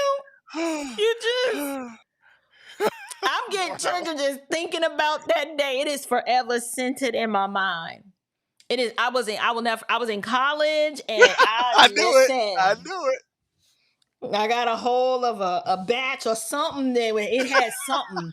Cause all I know is I was trying to jump out of a moving vehicle on Northside Drive because I was hot. And I was just like, they were like, what are you doing? I was like, I need air. They're like, you're opening the car door. I was like, well, I could fly. Listen, the grace of God is why I'm still here today. Correct. I don't know if you've been in Atlanta. Northside Drive is not like a little, just a little street. It is not. Correct. Correct. They was flying down Northside, and I had the window open, but I couldn't get enough air. I was like, I'm hot. I was hyperventilating. I was hallucinating. Oh my God, it was bad. It was. I thought I was gonna die that day. After that, I was like, never again. Never again. I was about to jump out that car to get some air. Because I'm hot. I promise the Standardoftruth family this. We did not plan this. Because I didn't even think about that. I didn't even think about a lot of this. I mean, you got the pharmaceutical aspect, Yes. but a lot of this weed that these people, they put all kinds of stuff in this darn. Correct. Oh my Lord. Correct. You just don't know. Correct. You don't know. And things could have been very different. Like, I could not be here today. I was 18? I was either, was that freshman year or sophomore year? I think that was junior year. I don't even think I was enrolled. I was just along for the ride. It was bad. Oh, it was bad. It was bad. Anyway. No, back then I used to always be cold. That's what was so alarming and scary for everybody, because they're like, she's always cold. And I was so hot. I thought I was on fire. And so, if you're rolling down Northside Drive and the windows are down and the air's coming in the car and it wasn't enough air, and I'm like, I need more air, my solution was to open the car door and just to get some. And they had to yank me back. Robert, that was that angel dust. I don't think Robert know that story. He sleep by now. He gonna be like, wait a minute, you told them people what? I'm like, it had happened.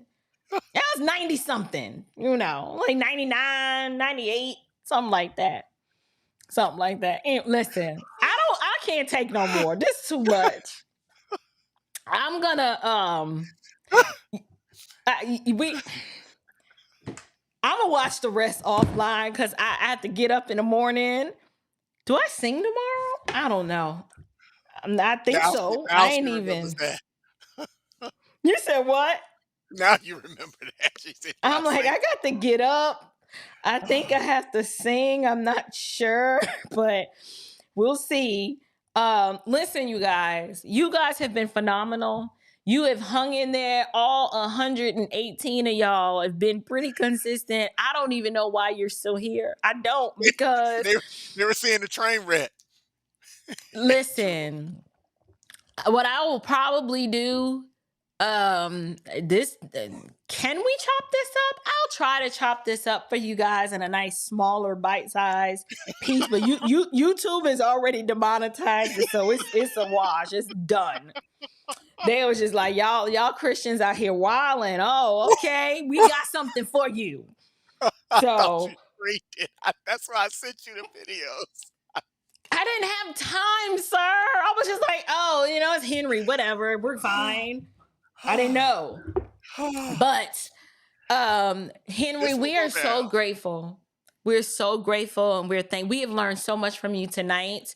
You've given us a fresh perspective and a greater appreciation just for policing in general. I'm sure that the people represented here, when they see a police officer, it's just gonna hit a little different, because now we gotta understand it. One, they didn't even have to show up. They like the fact that they came in and put that badge on that morning is it just says so much. And I'm not painting this picture like, police officers are all perfect and like they're just this saintly.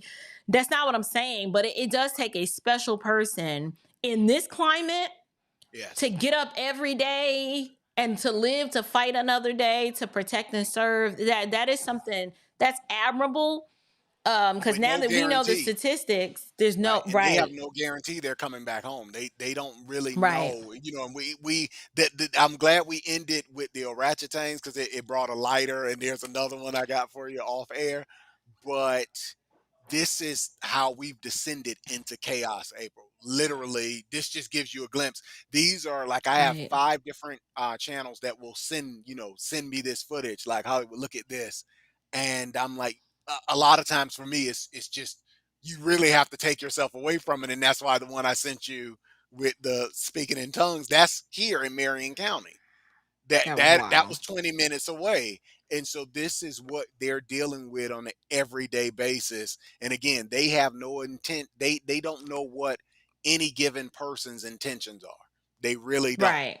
And so when you take that into account, you have to, we always, like I said, we Vince and the greasy preachers, but we have to have the maturity to put ourselves in their position, walk a mile in their shoes, and you'll have a different perspective. And I've gotten the firsthand experience to go through some of the simulations. This is not a game.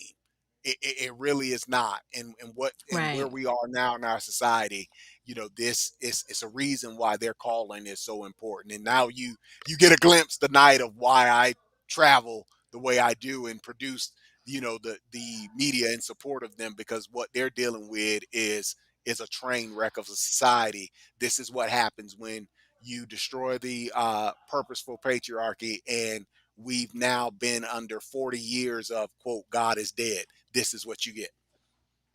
Right. I think you have summarized this and allowed us to end on an amazing note. How can we learn more about your work and your organization, and how can people support you in this endeavor? Thank you, April. Yes, it's supportourshields.com, and I've already started. I've done 5 officers already this year, because as we see, we're at 73. And April, I know that I won't be able to get to all of them, but I try to get to as many of those families as I can. And so now we're, the every donation counts. It helps to get to places like Idaho and South Dakota, because again, these families are devastated. If you've lost out of the 73, so we are out of the 73 officers as of tonight. Now, mind you, this is we're coming into 4th of July. Sadly, April, that number is going to go up next week. But we know for a fact that we already have 95 children that are growing up. There's been 1 female officer lost this year and 72 men. So we know that, I know a count of at least 95 now are growing up without a father, but nothing that they did, wrong on their own. They just decided to lay down their lives, for people that they didn't know, and some will never thank them. Right. That part is very, very heartbreaking. So you guys, the support that you lend to Henry through Support Our Shields. It really goes to off. He's been doing this work for the past few years out of his own pocket. So all of the travel expenses, the flight arrangements, the rental cars, the buying of the plaques, the presentation of the certificate, all of that has been from his, what was supposed to be his retirement, but he is just so committed to doing something to restore the integrity and the respect for the shield, that he's doing this. And it just makes me so proud to know him and to be, a part of him and his wife's life. So if even if it's just a little dollar, I'm going to go ahead and share some of the wealth from this evening with him and directly give that to his mission and cause. And bro, I'm so proud of you. I am pleased and blessed to be acquainted and to have you as a friend and a brother in the Lord. I really truly mean that. Yes. And I apologize again that you didn't get a chance to screen the video, sis. I didn't. I'm a little triggered. My kids are like, wait, what the heck is this? This is like a parental advisory warning or something. Like we didn't know, but we needed to see this. Like sister, I think it was Kelly who said that, if I'm not mistaken. She was like, we need to hear these stories and we need to know. Yes, it was Kenya, not Kelly. I'm sorry. Kenya from Cali who was saying that. So anyway, you guys, I love you with the love of the Lord. And go gather with God's people tomorrow. Find you a good Bible-believing church where there are other individuals who are going to be there gathering and singing songs and hymns and spiritual songs, and y'all making melody in your heart. Just go love on a police officer, though. You may be able to find them at the Dunkin' Donuts. You can't even find cops at the Dunkin' Donuts no more. They ain't got time. Yes, exactly. And that is sadly where a lot of the ambushes are happening, are not on calls. This is just see the cop out, shoot. Correct. Oh, that's so scary. So thank you so much, Proverbs 24:17. He said, this is real news. No propaganda. Fantastic. Thank you so much for that support. I'm so grateful for you. Every dollar that you guys have given tonight, I will be sharing that with my brother so he can continue this work. So we are tired. We are parched. I'm not hot right now, but it is time for me to go. So I'm going to send you guys off with the intro. And Henry, I'm going to drop you into the green room. And I think I am. Yeah, I'm sending you. I'll see you in 5 minutes. Yes. He a mess. Now I don't know what I'm doing. Okay, here we go.